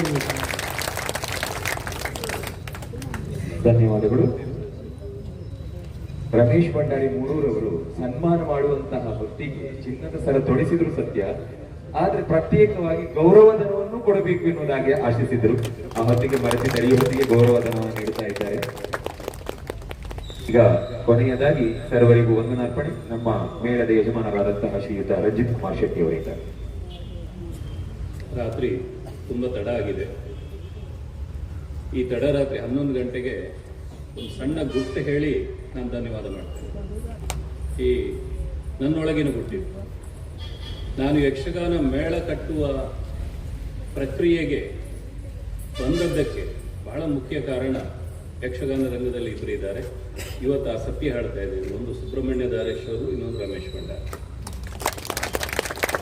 ಅವರಿಬ್ಬರಿಗೆ ಸಂಬಂಧಪಟ್ಟ ಈ ಕಾರ್ಯಕ್ರಮದಲ್ಲಿ ಅದು ನಮ್ಮ ರಂಗಸ್ಥಳದಲ್ಲಿ ಆಗ್ತಾ ಇರೋದು ನನ್ನ ಯೋಗ. ಇದು ಯಾಕೆ ಅಂತಂದ್ರೆ, ನಾನು ಯಕ್ಷಗಾನದ ಬಗೆಗಿನ ಬಹಳಷ್ಟು ಬಾಲ್ಯದಲ್ಲಿ ಬಹಳಷ್ಟು ಯಕ್ಷಗಾನದ ಬಗ್ಗೆ ಒಡನಾಟ ಮತ್ತು ಬಹಳ ಪ್ರೀತಿ ಇದ್ದವನಲ್ಲ. 20 ವರ್ಷದ ಹಿಂದೆ ನಾನು ಕಾಲೇಜ್ ಜೀವನದಲ್ಲಿರುವಾಗ ಪೆರಡೂರು ಮೇಳದ ಆಟವನ್ನು ಆಕಸ್ಮಿಕವಾಗಿ ಒಂದ್ಸಲ ನೋಡಿದವನು. ದಾರೇಶ್ವರ ಪದ್ಯಕ್ಕೆ ಮನಸ್ಸೋತು ಮತ್ತೆ ಮತ್ತೆ ಆಟವನ್ನು ನೋಡಲಿಕ್ಕೆ ಆರಂಭ ಮಾಡಿದವನು. ರಮೇಶ್ ಭಂಡಾರಿ ಮತ್ತು ದಾರೇಶ್ವರ ರಂಗಸ್ಥಳದ ಅವರ ಸಂಭಾಷಣೆಗಳು ಮತ್ತೆ ಅವರು ಬರುವುದನ್ನೇ ನಾನು ನಿರೀಕ್ಷೆಗಾಗಿ ಯಕ್ಷಗಾನಕ್ಕೆ ಹೋಗ್ತಾ ಇದ್ದವು ಒಂದು ಕಾಲದಲ್ಲಿ. ಆಮೇಲೆ ಅದು ಹುಚ್ಚಿಡೀತು. ಆ ಒಂದು 5 ವರ್ಷದಲ್ಲಿ ಎಷ್ಟು ಯಕ್ಷಗಾನ ಆಟ ನೋಡಿದ್ದೇನೆ ಅಂತ ಹೇಳಿದ್ರೆ ನನ್ನ ಲೆಕ್ಕಕ್ಕೆ ಇಲ್ಲ. ಇವತ್ತು ನೋಡಿದ್ರೆ ನಾಳೆ ಮತ್ತೆ ಹೋಗ್ತಾ ಇದೆ. ಎಕ್ಸಾಮಿನ ಮುಂಚಿನ ಆಟ ಹುಡ್ಕೊಂಡು ಹೋಗಿದೆ. ಹಿಸ್ಟ್ರಿ ಎಕ್ಸಾಮ್ ಆಗ ಆ ಹಿಸ್ಟ್ರಿ ಎಕ್ಸಾಮಲ್ಲಿ 90 ಮಾರ್ಕನ್ನು ಪಡೆದು 90 ಮಾರ್ಕನ್ನು ಪಡೆದಿದ್ದೇನೆ. ಆ ವರ್ಷ ಡಿಸ್ಟಿಂಕ್ಷನಲ್ಲಿ ಡಿಗ್ರಿಯಲ್ಲಿ ಪಾಸ್ ಆಗಿದ್ದೇನೆ. ಅದು ಅಷ್ಟು ಯಕ್ಷಗಾನ ಹುಚ್ಚಿಡಿತು. ಆಮೇಲೆ ಆ ನಂತರದಲ್ಲಿ ಮಾಸ್ಟರ್ ಡಿಗ್ರಿ ಮಾಡ್ಲಿಕ್ಕೆ ಹೋದೆ. ಮತ್ತೆ ಯಕ್ಷಗಾನ ರಂಗಕ್ಕೆ ಸ್ವಲ್ಪ ಕಡಿಮೆ ಆಯಿತು ನಾನು ನೋಡುವುದು. ಕೊನೆಗೆ ಕುಂದಾಪುರಕ್ಕೆ ಲೆಕ್ಚರರ್ ಆಗಿ ಬಂದಾಗ ಏನೋ ಒಂದು ಆಕಸ್ಮಿಕ ಸಂದರ್ಭದಲ್ಲಿ ಈ ಮೇಳದ ಒಳಗಿನ ನನ್ನ ಒಳಗಿನ ಮೇಳದ ಒಂದು ಈ ಬಾಂಧವ್ಯ ಮೇಳ ಕಟ್ಟುವುದರಲ್ಲಿ ವರೆಗೆ ಬಂತು. 9 ವರ್ಷದ ಹಿಂದೆ ಹಟ್ಟಿ ಅಂಗಡಿ ಮೇಳವನ್ನು ಕಟ್ಟಿದೆ ಗಣಪತಿ ಕ್ಷೇತ್ರದಲ್ಲಿ. ಅದೊಂದು ಯಕ್ಷಗಾನ ಅಂದರೆ ಮೇಳ ಅಂದರೆ ಏನು ಅಂತ ಗೊತ್ತಿಲ್ಲದ ಕಾಲದಲ್ಲಿ ಕಟ್ಟಿದ ಒಂದು ವ್ಯವಸ್ಥೆ. ನನಗೆ ಯಜಮಾನ ಅಂದರೆ ಏನು, ವ್ಯವಸ್ಥೆ ಏನು ಗೊತ್ತಿರಲಿಲ್ಲ. ನನ್ನನ್ನು ಕಲಾವಿದರೇ ತಗೊಂಡು ಹೋದ್ರು. 9 ವರ್ಷ ಮೇಳ ನಡೆಸಿ ಇವತ್ತು ಈಶ್ವರನ ಮಗ ಗಣಪತಿ, ಈಶ್ವರನ ವಾಹನ ನಂದಿಕೇಶ್ವರ. ಗಣಪತಿ ಮತ್ತು ಈಶ್ವರ ನನಗೆ ನನ್ನ ಪಾಲಿಗೆ ಅವನ ಆಶೀರ್ವಾದವನ್ನು ದೊರಕಿಸಿಕೊಟ್ಟಿದ್ದಾನೆ. ಇಡೀ ನಮ್ಮ ಕೊಳಕೆಬೇಲಿನ ತಂಡ, ಶಿರಿಯಾರ ಗ್ರಾಮಸ್ಥರು ಎಲ್ಲರೂ ನನ್ನ ಜೊತೆಗೆ ನಿಂತು ಈ ಮೇಳ ಕಟ್ಟುವುದಕ್ಕೆ ಸ್ಫೂರ್ತಿಯನ್ನು ತುಂಬಿದ್ದಾರೆ. ಒಂದು ಬಡಗುತಿಟ್ಟಿನ ಮಹಾನ್ ಯಕ್ಷಗಾನ ತಂಡವಾಗಿ ಈ ಮೇಳ ಹೊರಹೊಮ್ಮಿದೆ. ಮತ್ತೆ ಅದಕ್ಕಿಂತಲೂ ದೊಡ್ಡ ಹೆಮ್ಮೆ ಅಂತಂದ್ರೆ ಈ ವರ್ಷದ ಬಹುಶಃ 180 ಆಟದಲ್ಲಿ 160 ಆಟ ನಮ್ಗೆ ಈಗಾಗಲೇ ನಿಗದಿಯಾಗಿದೆ. ಈ ವೇಳೆಯಲ್ಲೂ ಸಹ ನಾನು ಕಲಾವಿದರ ಜೊತೆಗೆ ಎಷ್ಟೋ ಜನ ಕಲಾವಿದರು ಮತ್ತು ನಮ್ಮವರೆಲ್ಲ ನನ್ನ ಜೊತೆಗೆ ಮಾತಾಡುವುದಿದೆ. ಸ್ವಲ್ಪ ಭಂಡಾರಿಯವರು ಹೇಳ್ತಾರೆ ನನಗೆ, ಅವರು ಸ್ವಲ್ಪ ಯಜಮಾನಿಕೆ ದಾಟಿ ಬೇಕು ನಿಮಗೆಲ್ಲ. ಆ ದಾಟಿ ನನಗೆ ಇನ್ನೂ ಗೊತ್ತಾಗಲಿಲ್ಲ. ಆದರೆ ಕಲಾವಿದರ ಜೊತೆಗೆ ಪ್ರೀತಿ ಇದೆ. ಅವರ ಮಾತುಗಳನ್ನು ನಾನು ಕೇಳ್ತೇನೆ, ನನ್ನ ಮಾತನ್ನು ಕೇಳಬೇಕು ಸರಿ ಇದ್ರೆ ಅನ್ನುವ ಆಗ್ರಹವೂ ಇದೆ. ನಮ್ಮೆಲ್ಲರ ಒಟ್ಟು ಪ್ರಯತ್ನದಲ್ಲಿ ಈ ಮೇಳ ಖಂಡಿತ ಯಶಸ್ಸಿನ ಶಿಖರಕ್ಕೆ ತಲುಪ್ತದೆ. ಜೊತೆಗೆ ಎಚ್ಚರಿಸುವ ಮತ್ತೆ ನಮ್ಮನ್ನ ತಿದ್ದಿ ತೀಡುವುದಕ್ಕೆ ನಂದಿಕೇಶ್ವರ ಈಗಾಗಲೇ ಚೌಕಿಗೂ ಪ್ರವೇಶ ಆಗಿದ್ದಾರೆ. ನಮ್ಮ ಧರ್ಮದರ್ಶಿಗಳು ಹೇಳಿದ ಹಾಗೆ ಕಳೆದ ಕೆಲವು ದಿನಗಳಲ್ಲಿ ನಡೆದ ಘಟನೆ ನಮ್ಮ ಕಲಾವಿದರಿಗೂ ಆಶ್ಚರ್ಯ, ನಮಗೂ ಆಶ್ಚರ್ಯದ ಸಂಗತಿ. ಈ ಮೇಳವನ್ನ ಗಟ್ಟಿಗೊಳಿಸ್ತೇನೆ, ನಾನಿದ್ದೇನೆ ಅಂತ ಹೇಳುವಂತಹ ನಮ್ಮಲ್ಲಿ ಛಾಯಾಚಿತ್ರವೂ ಸಹ ಇದೆ ದಾಖಲೆಗೆ. ಬಂದು ನಿಂತ ನಂದಿಕೇಶ್ವರನನ್ನು ನಾವು ನೋಡಿದ್ದೇವೆ. ಹಾಗಾಗಿ ಎಲ್ಲ ಕಲಾವಿದರಿಗೂ ನಂದಿಕೇಶ್ವರನ ಶ್ರೀರಕ್ಷೆ ಇರಲಿ. ನಿಮ್ಮೆಲ್ಲರ ಅಭಿಮಾನ ಪ್ರೀತಿ ಇದೇ ರೀತಿಯಲ್ಲಿ ಇದ್ರೆ ಖಂಡಿತ ಈ ಮೇಳ ಬಹಳಷ್ಟು ದೊಡ್ಡ ಹೆಮ್ಮರವಾಗಿ ಬೆಳೀಲಿಕ್ಕೆ ಸಾಧ್ಯ ಇದೆ. ಮೇಳದ ನಮ್ಮ ಈ ವೇದಿಕೆಯಲ್ಲಿ ಕೂತ ಸಭಾ ಕಾರ್ಯಕ್ರಮಕ್ಕೆ ಬಂದಿರುವಂತಹ ನಮ್ಮವರು ಕಿಶನ್ ಹೆಗಡೆ ಕೊಳಕೆಬೇಲ್ ಧರ್ಮದರ್ಶಿಗಳು, ಅವರಿಗೆ ಎಲ್ಲರ ಪರವಾಗಿ ತುಂಬ ಹೃದಯದ ಧನ್ಯವಾದವನ್ನು ಅರ್ಪಿಸ್ತಾ ಇದ್ದೇನೆ. ಅವರಿಗೊಂದು ಸ್ಮರಣಿಕೆಯನ್ನು ರಮೇಶ್ ಭಂಡಾರಿ ಅವರು ನೀಡಬೇಕು ಅಂತ ಕೇಳಿಕೊಳ್ತೇನೆ. ಹಾಗೆ ಡಾಕ್ಟರ್ GL ಹೆಗಡೆ ಅವರು ವೇದಿಕೆಯಲ್ಲಿ ಉಪಸ್ಥಿತರಿದ್ದಾರೆ, ಅವರಿಗೂ ಸಹ ನೆನಪಿನ ಕಾಣಿಕೆಯನ್ನು ನೀಡಬೇಕು. ಸೂರಜ್ ನಾಯ್ಕ್ ಸೋನಿ ಸಮಾಜ ಸೇವಕರು, ಅವರು ಯಕ್ಷಗಾನ ಬಗ್ಗೆ ಬಹಳಷ್ಟು ಅಭಿಮಾನವುಳ್ಳವರು, ಅವರಿಗೂ ಗೌರವ. ರಂಜಿತ್ ಶೆಟ್ಟಿ ನಾನೆ, BN ವಾಸರೆ ಪತ್ರಕರ್ತರು, ಜಿಲ್ಲಾ ಸಾಹಿತ್ಯ ಪರಿಷತ್ತಿನ ಅಧ್ಯಕ್ಷರು, ತಮಗೂ ಸಹ ವಂದನೆಗಳು. Doctor Chandrashekhar Shetty, doctor Sunil Munkur, doctor Prakash Naik, doctor Krishnaji Giliya, ಇವರೆಲ್ಲ ವೇದಿಕೆಯ ಹಿಂಭಾಗದಲ್ಲಿದ್ದಾರೆ, ಅವರಿಗೂ ಸಹ ನೆನಪಿನ ಕಾಣಿಕೆ ಮುಟ್ಟಿಸಲಾಗುವುದು. ರಾಜೀವ್ ಭಂಡಾರಿ ಅವರು, ನಮಗೂ ಧನ್ಯವಾದಗಳು. ರಾಜಾರಾಮ್ ಶೆಟ್ಟಿ ಕೊಳಕೆಬೇಲು, ಶ್ರೀಯುತ ಪ್ರವೀಣ್ ಗಡಿಯಾರ್ ಮಿತ್ರರು, ಹಾಗೆ ಎಲ್ಲರಿಗೂ ವಂದನೆಯನ್ನು ಸಲ್ಲಿಸ್ತಾ ನನ್ನ ಮಾತನ್ನು ಮುಗಿಸ್ತೇನೆ. ಸಿರಿನಾಯ್ಕು, ಕ್ಷಮಿಸಿ.